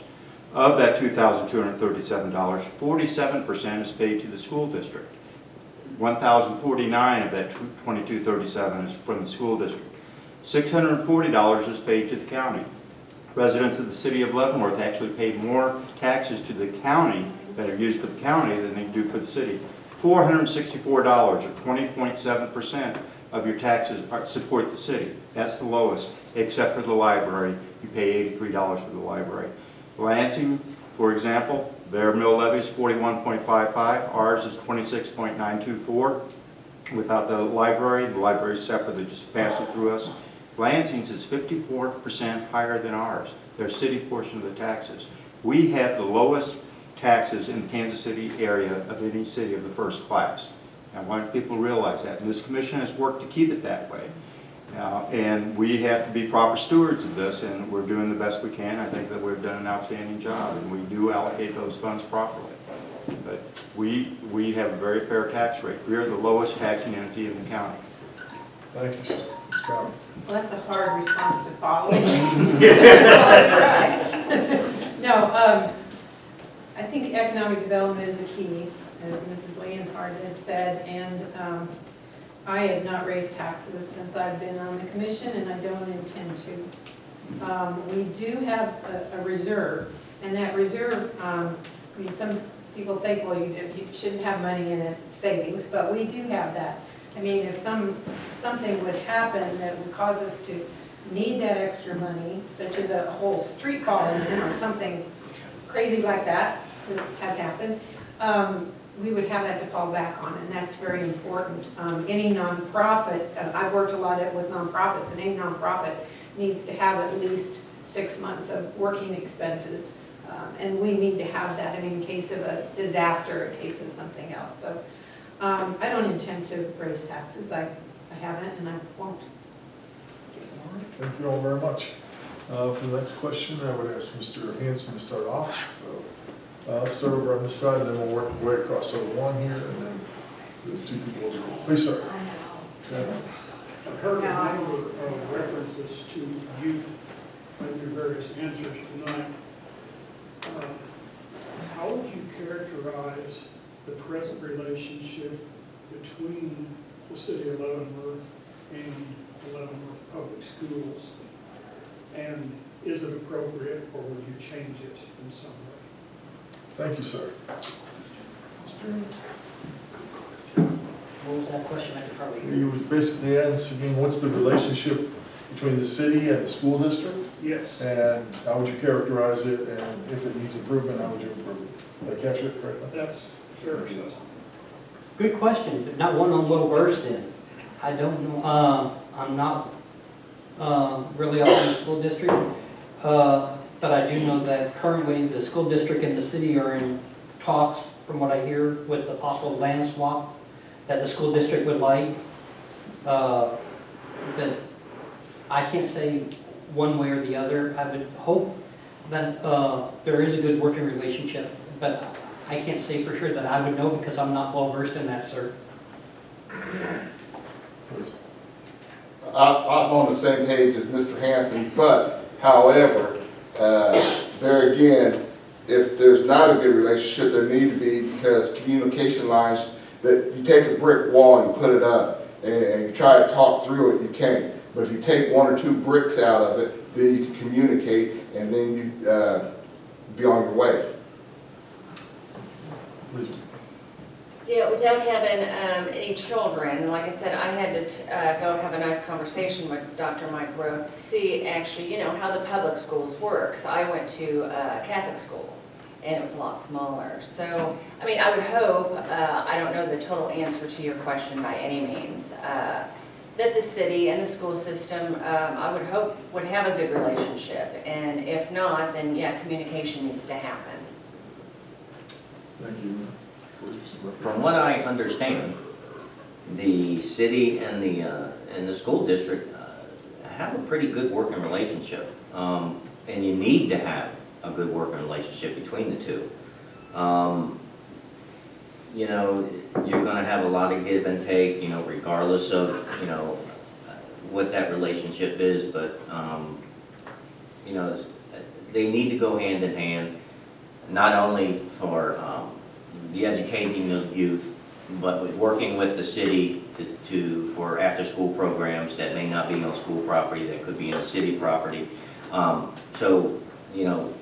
Things like that, if the school district and the city have that good working relationship, that partnership will just continue to flourish. From what I understand, they do have a good one, and I would like to see them probably have a stronger one. Again, the youth are a priority. Thank you, sir. Please. I spent 8 years on the school board, 3 years as president, and our relationship with the city was always outstanding, and I think it remains outstanding. We share facilities. We have parks that the school district uses for some of their activities. We use some of the school district's facilities for some of our youth activities and adult activities.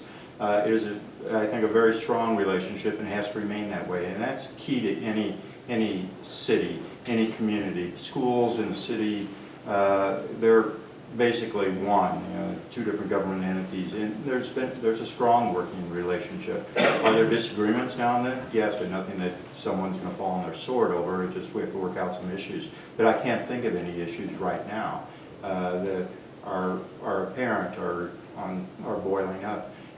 There's talk of a land swap, but those are all just in discussion.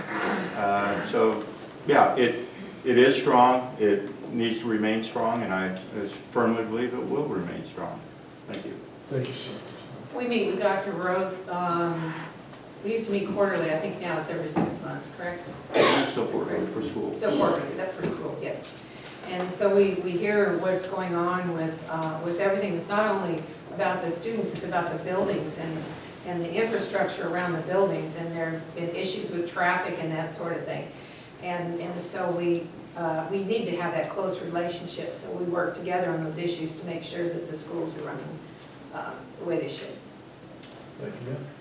Well, a couple of things. I do not know how well the city and the schools are communicating what the relationship is, but I have a couple questions. Wow, a couple questions myself is, since 40% of our budget of the city, of the taxpayers' budget is going towards the schools, I'm wondering if, when was the last time we did an audit, or the school board did an audit and make sure that the taxpayers' dollars were being used wisely? The other thing that I wonder if we are making sure that our students are being prepared for the jobs of tomorrow. I don't know. Those are a couple of the questions that I have. All right, thank you all very much. And for the next question, I'll ask Mr. Lay to start off. And then, yes, right here. And then we come over. Yeah. Yes, right here. No, right here, right here. Yes, ma'am, right here. Okay. Please. Okay, I'm interested in the gateway development. Are you trying to encourage a grocery store for North Leavenworth? We desperately need a grocery store. Convenience store is not going to help the demographic in North Leavenworth. What can you do to get an IGA or a grocery store? I had some women approach me in one of my empty buildings. I can't remember if they were working with Catholic Social Services or they're trying to get a grocery store, but they were just two women. Are you doing anything? Because a convenience store is going to use up hard-earned money. They're going to go there and buy milk when they could, if there's a grocery store with better prices. All right, thank you. Can I add to that question, sir? Way back when, before I was born, and I'm 81 years old, there was 80 grocery stores in this town. Yeah. And there was that many saloons. And our town is going to the dogs. Okay, thank you, ma'am. Okay, I would love to see a grocery store in North Leavenworth. At one time, there was Jan's, there was Inkman's, which Inkman's became Waymeyer's. We had A&P, which is where the school board is now. We had Kroger's, we had Milgram's, we had Safeways. And what happened what we do is we invite corporations in, and when their tax breaks runs out or whatever, they run out. So now we're stuck with their buildings that they built, and then they want to lease it out for an astronomical number, and then when repairs come up on the buildings, then they want the tenant to pay for it instead of they pay for it. So I'm all in favor of bringing corporations in, but I'm also in favor of the little man that if you come in with a business plan, and it's a decent business plan, and you have X amount of dollars that make sure your employee is going to be taken care of, I'm all in favor of that too. Thank you, sir. Please, ma'am. Okay, the North Gateway project, from my understanding and from being on the planning commission, it's supposed to possibly be a high-end convenience store with gas station, a couple restaurants, and some retail. But I know, as much as anyone else, yeah, I would like a grocery store up north. Now, the ma and pa days are over, and when I was growing up here, there was a grocery store. It seemed like a little grocery store on every corner. Amen. And yes, and it was. But then all of a sudden, you had Walmart come in, and The Kmart stores. and Price Chopper, and then all the ma and pa places, folded. And it was sad because I sort of miss those places. But I know they've been doing studies about another grocery store. And probably the current commissioners can address this more, but some of the people that have come in, they have asked to come in, it's like, well, you already have Walmart, Price Chopper, and Dillon's. Now, mind you, they are south, but they think another one wouldn't work out, wouldn't be profitable. Please, sir. I totally agree with you. You know, we need something in the north. I mean, what we had before I got here, and you've heard the stories up here, people in the audience, I mean, so what can we do? I mean, we can only encourage as a commission. I mean, we can encourage businesses to come. We can't force them to come. You know, do we need one? Yes, it's a definite, we do need one in the north. But, you know, trying to get somebody to come up there, it's a hard sell. Because of the fact that they've had grocery stores in the area that have closed, you know, for whatever reason.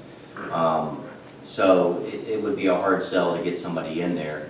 Again, as a commission, we can encourage the expansion, encourage people to come in, but there's not really a whole lot that, as far as I know, that we could do. I was sad when we lost the last one. It's just, it's a shame. It's a shame that we're losing so much in the city. We're turning things that we need into things that we don't need. And that's not good. Thank you, sir. Please.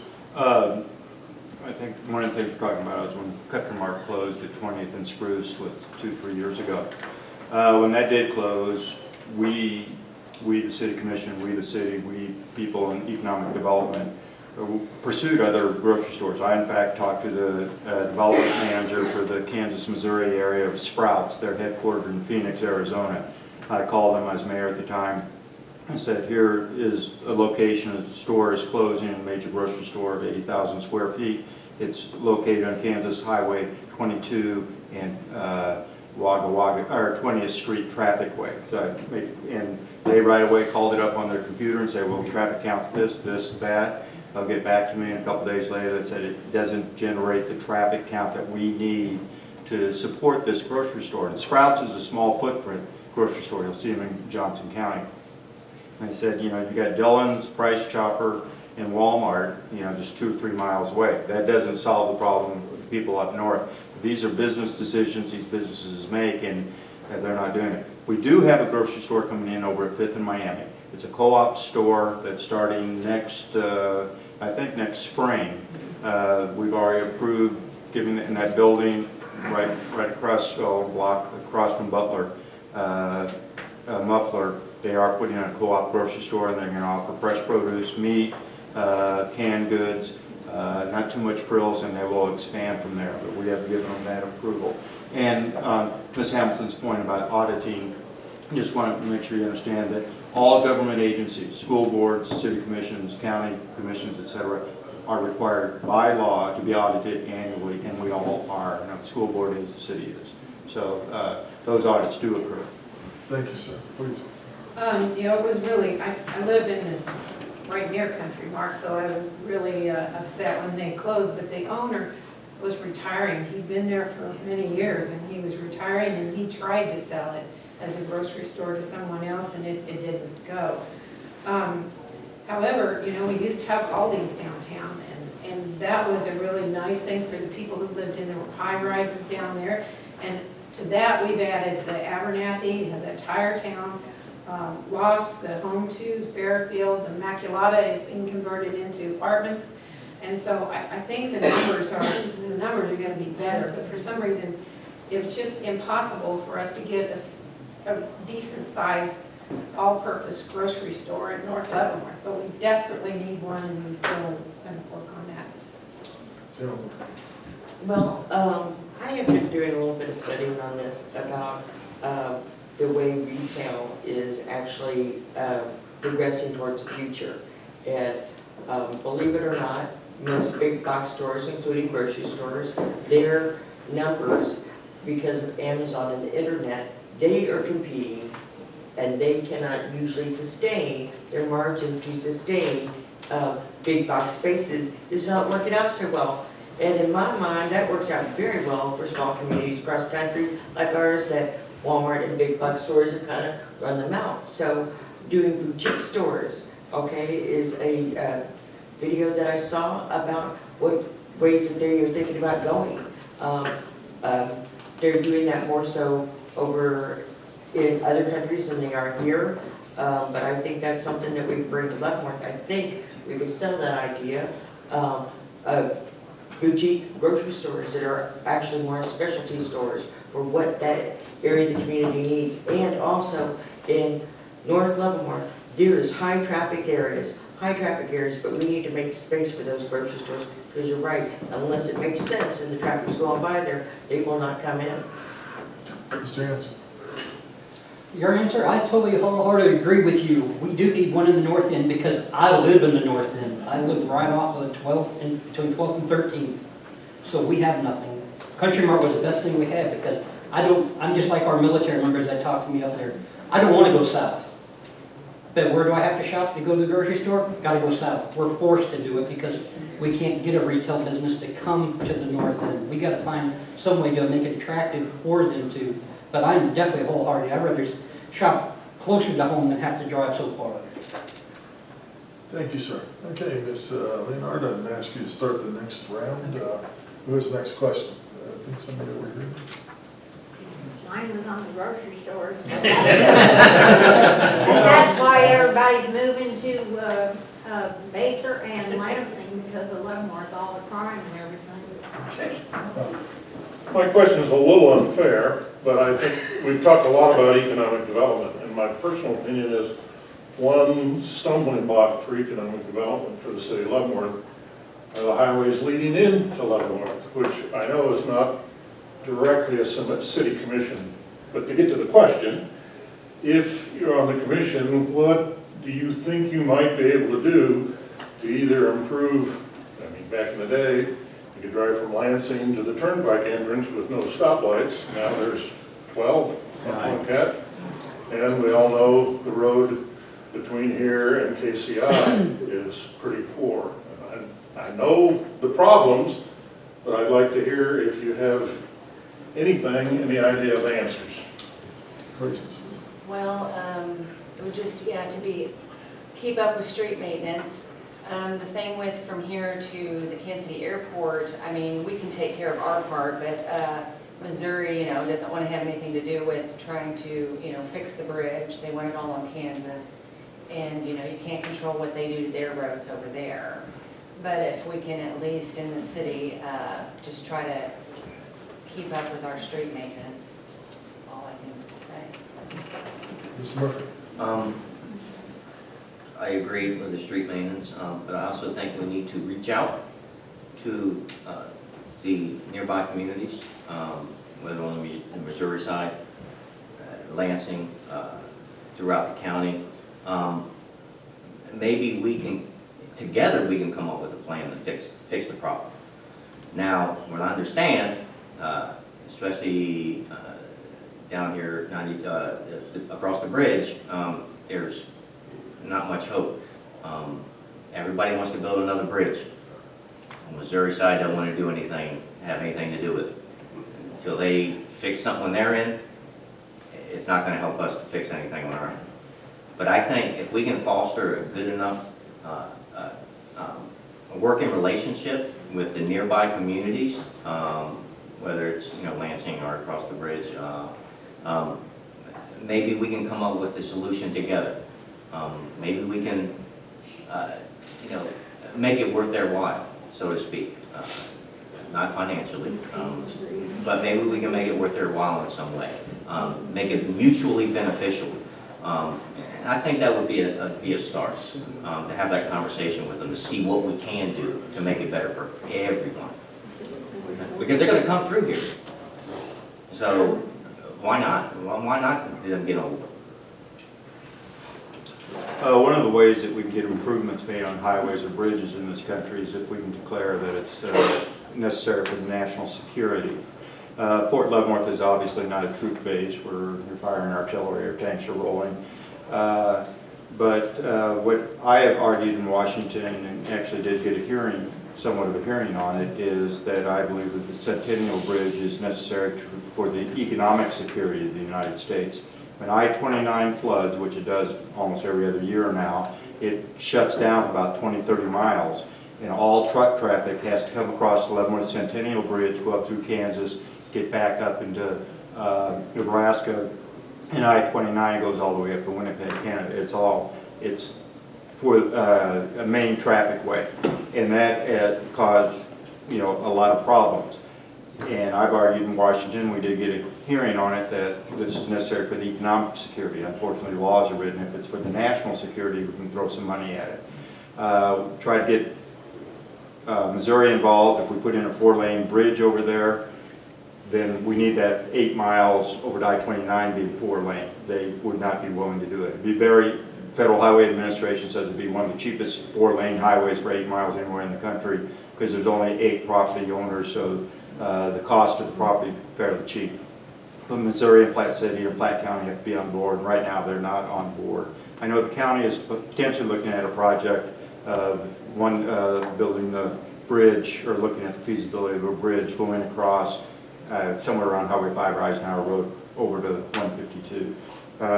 We did do work with KDOT, and we had plans brought up of a bridge, new Centennial Bridge, $80 million project. Only way to pay for that was probably a toll. All the stakeholders involved, Ford, et cetera, all said, we don't want a toll, we can't do it with the toll. We have 18,000 cars a day across that bridge, and it's growing, so toll would be the only way that we could fund it, because the city doesn't have $80 million, and the state's not going to give us $80 million to build it, but that's reality. But maybe we will get there. Thank you. Please. Well, you spoke about economic development, and I think a lot of what we're dealing with is on the south side of town with Highway 7. Highway 7 has 13 stoplights between here and the Legends, and I think it's ridiculous, but I don't think personally that there's, I mean, we've talked about Highway 7 for years, and I don't think personally that there is any way we can do anything with Highway 7. I think it would have to be a new highway going that direction. But some of the companies that come in, I mean, the feedback we're getting is that they want to get their goods to Kansas City or to the railroad or whatever, and they don't want to stop at 13 stoplights to get there. And that's been a drawback in our economic development, and that's something that I know that the Chamber has discussed a lot, and that we have discussed as well. Hamilton. Well, a couple thoughts about the highway. One of the big things that I think of, because I've seen it, when I lived out in California for the 10 years that I lived out there, it just flourished, LA County. And you build a highway and upgo the houses and the businesses and stuff like that, but also it kind of took away a lot of the mom and pop shops and a lot of the structure. It became like this massive,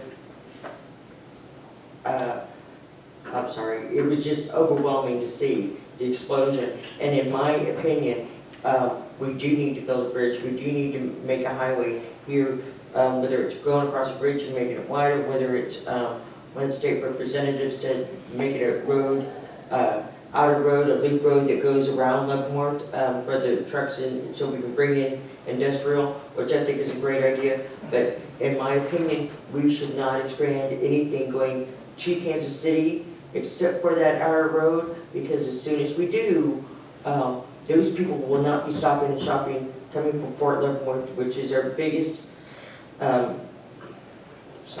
the biggest out-of-town shoppers that we have. They're going out of town. We have to build up our businesses here so they want to shop here instead of going out of town to shop, in my opinion. And as soon as you expand that bridge or widen the freeway to the city, they will be going out of town. They will not be stopping here to buy.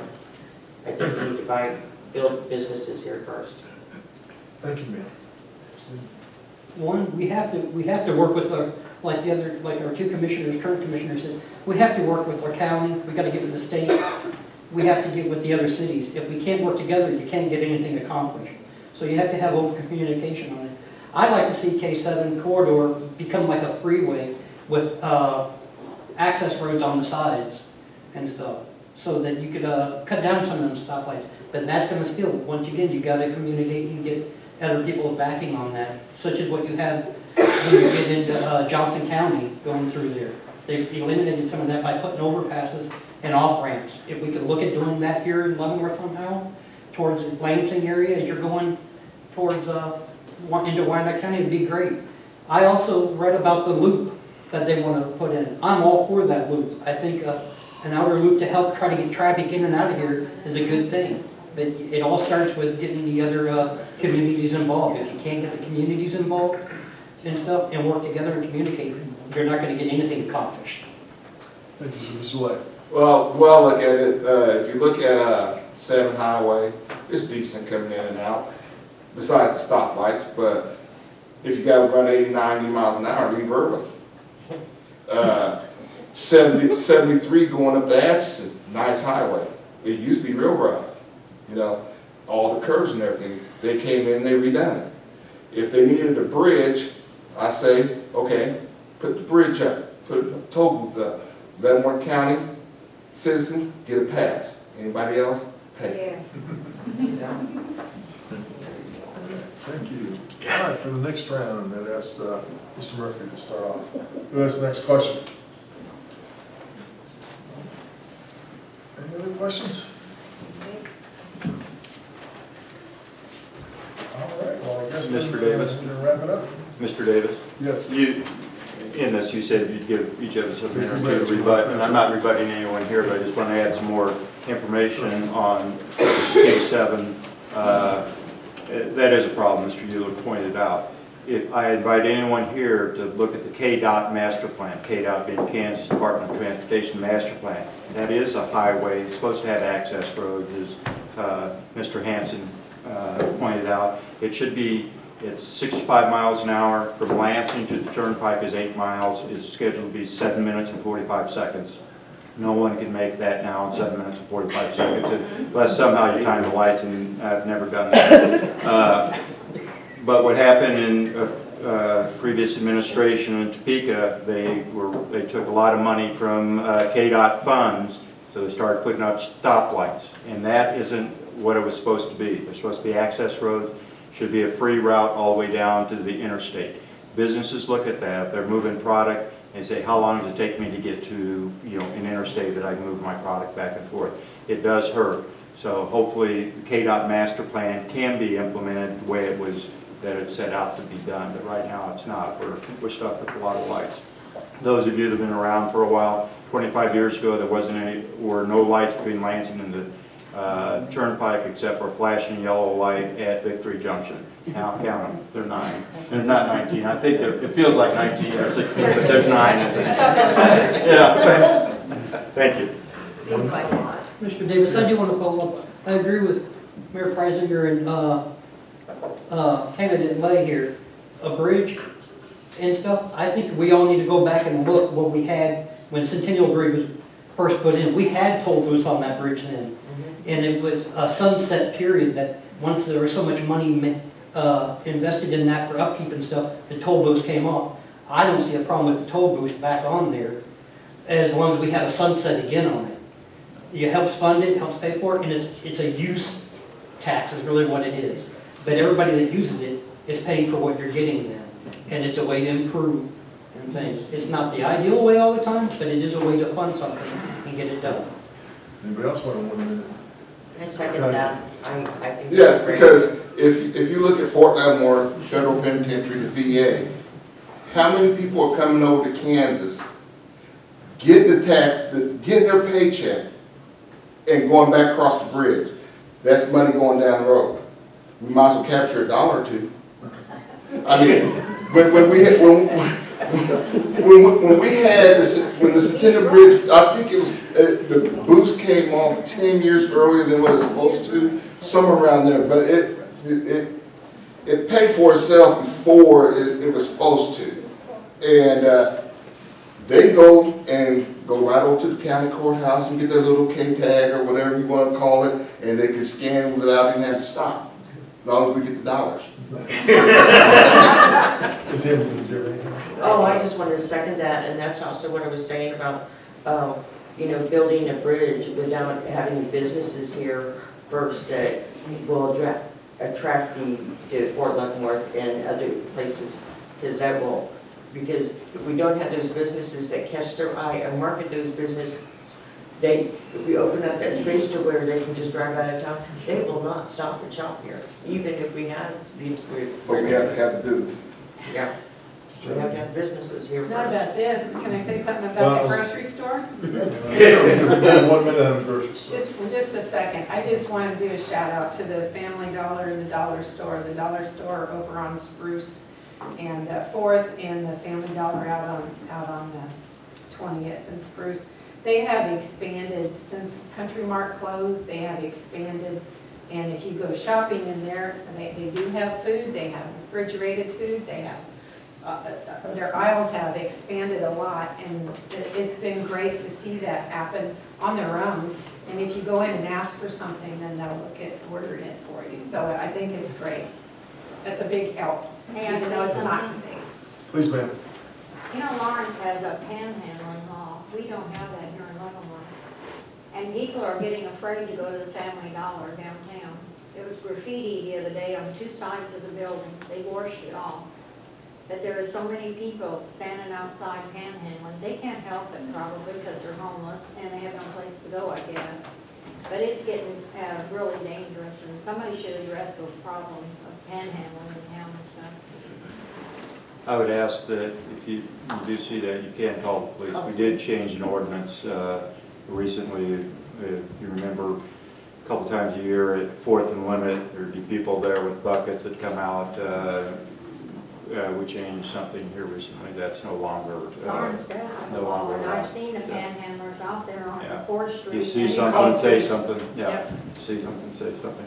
I'd like to say one thing about the bridge again. On the payment, I think it's, right now we have 18,000 cars a day that go across that bridge. By 2025, it's estimated 22,000 a day. If you charge $2 a head, approximately $10 million a year would be raised. But we did have that proposal, we did discuss it. We had open meetings with the community, and I don't want to say there was an outcry, but there was a strong feeling against any tolling of that bridge. People, and there was no one that said, yes, yes, let's do it. We would be the only toll bridge, probably between here in Chicago that I can think of. Can you think, anyone think of another toll bridge? There aren't any. And then, so, now if we lived in the East Coast, that's fine. My wife and I just traveled there, I just got bills in the mail just now. So, but it is an $80 million nut to build that bridge. Thank you. All right, wrap it up. Can I Yeah, address we'll wrap it something? up. And Leavenworth Times had in there that it was gonna be a $4 toll. So what is people thinking, you know, when it's in the Leavenworth Times, it's gonna be $4, sure they're gonna say no. All right, so I'll give you each, we're way ahead of time, so let me give you up to 2 minutes for your closing statements. Start with.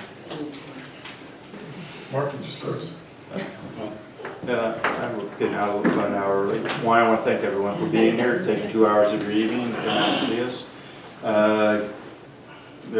There are 3 seats in play on November 5th. There are 7 candidates here. You've heard from all of us. I think that helps you make an informed decision. I think that all 7 of us do care about this community, and I hope that you care enough about the community and have your friends care enough about the community to get out and vote on November 5th. You can start on October 16th, a week from today, as a matter of fact, early voting at the courthouse.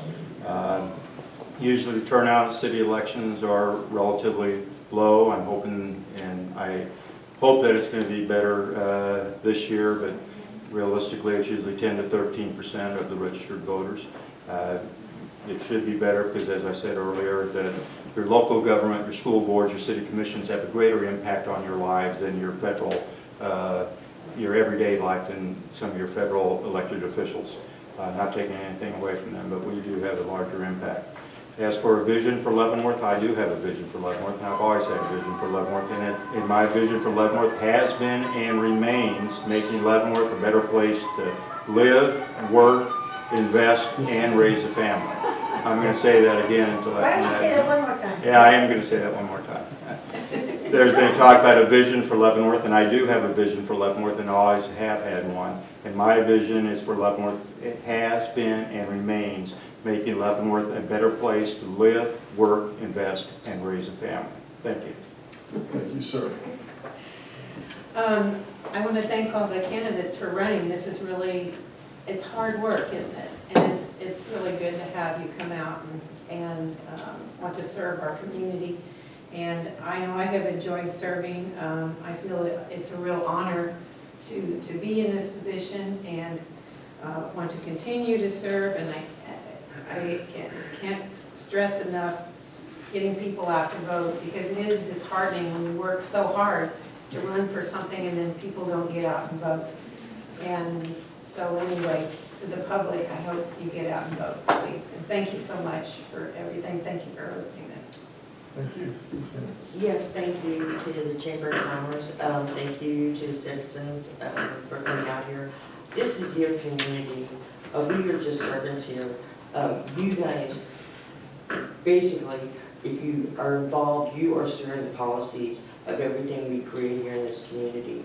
And I hope you spread the word on that, because this community can be what you want it to be. This commission, city commission, can be what you want it to be. If you get involved and you stay, get the rest of your friends and family involved that live here in this community to be a part of this, we can have the Leavenworth that we can all be proud of, and that serves all of our needs. And I do thank you for your time and for your vote. Thank you, ma'am. Ms. Danson. Well, I'd like to say thank you to the Chamber again for hosting this again, appreciate it. Thank you for all the citizens that did come out and stuff. You got to hear everybody's point of view. My thing is, I'm a rookie at this. I've never agreed to ever trying to run for office, never until somebody said, hey, you should take a shot. And so I said, okay, I'll try it and see how bad I can do or how good I can do. It's all up to the citizens, and the only thing I can add to that would be, if you like what you got currently, vote what you have. If you want to see a change, then you got to make a change. Thank you, sir. Mr. Lyon. Okay, we'll come back. Back in the day, it was called urban renewal. They urbaned up everything, didn't renew anything.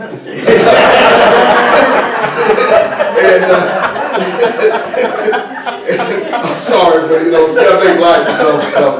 And as Jermaine can tell them, as Pastor Lasby would say, if you gotta look back, make it quick, because the future's waiting on you. There you go. Thank you. Thank you very much, sir. Please. Thank you to the Chamber of Commerce for having me form this evening. My name is Kamala Leonhardt. I am passionate about this city, have been involved in the community with City Chamber, Main Street, and other organizations that has given me knowledge and experiences to be right here before you now. I am here. I am listening. I appreciate your support and vote. Making Leavenworth better together. Thank you. Thank you, ma'am. Please, sir. Again, I want to echo what everybody else said. I'd like to thank the Chamber for hosting us. It was a great experience. My first experience doing this. Again, like I said, I'm not a politician, but I am a community member. I love this community. I cannot stress that enough. I've been in many places in my life with my family. This city is special. You've got something going on here. We need to make everybody else out there see what we've got. Amen. We want them to come here, not just to visit, we want them to come here and stay. So, I'm going to echo everyone else. Regardless of who you want to vote for, you may not like any of us and may not want to vote for any city commission. Still go out and vote, please. You have other races that are running. You got the school board going on. So, mark it on your calendars.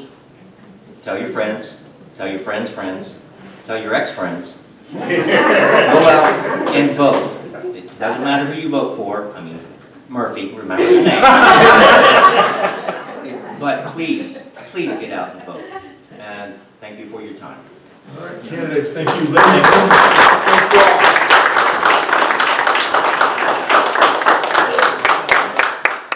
Thank you all for coming out this evening.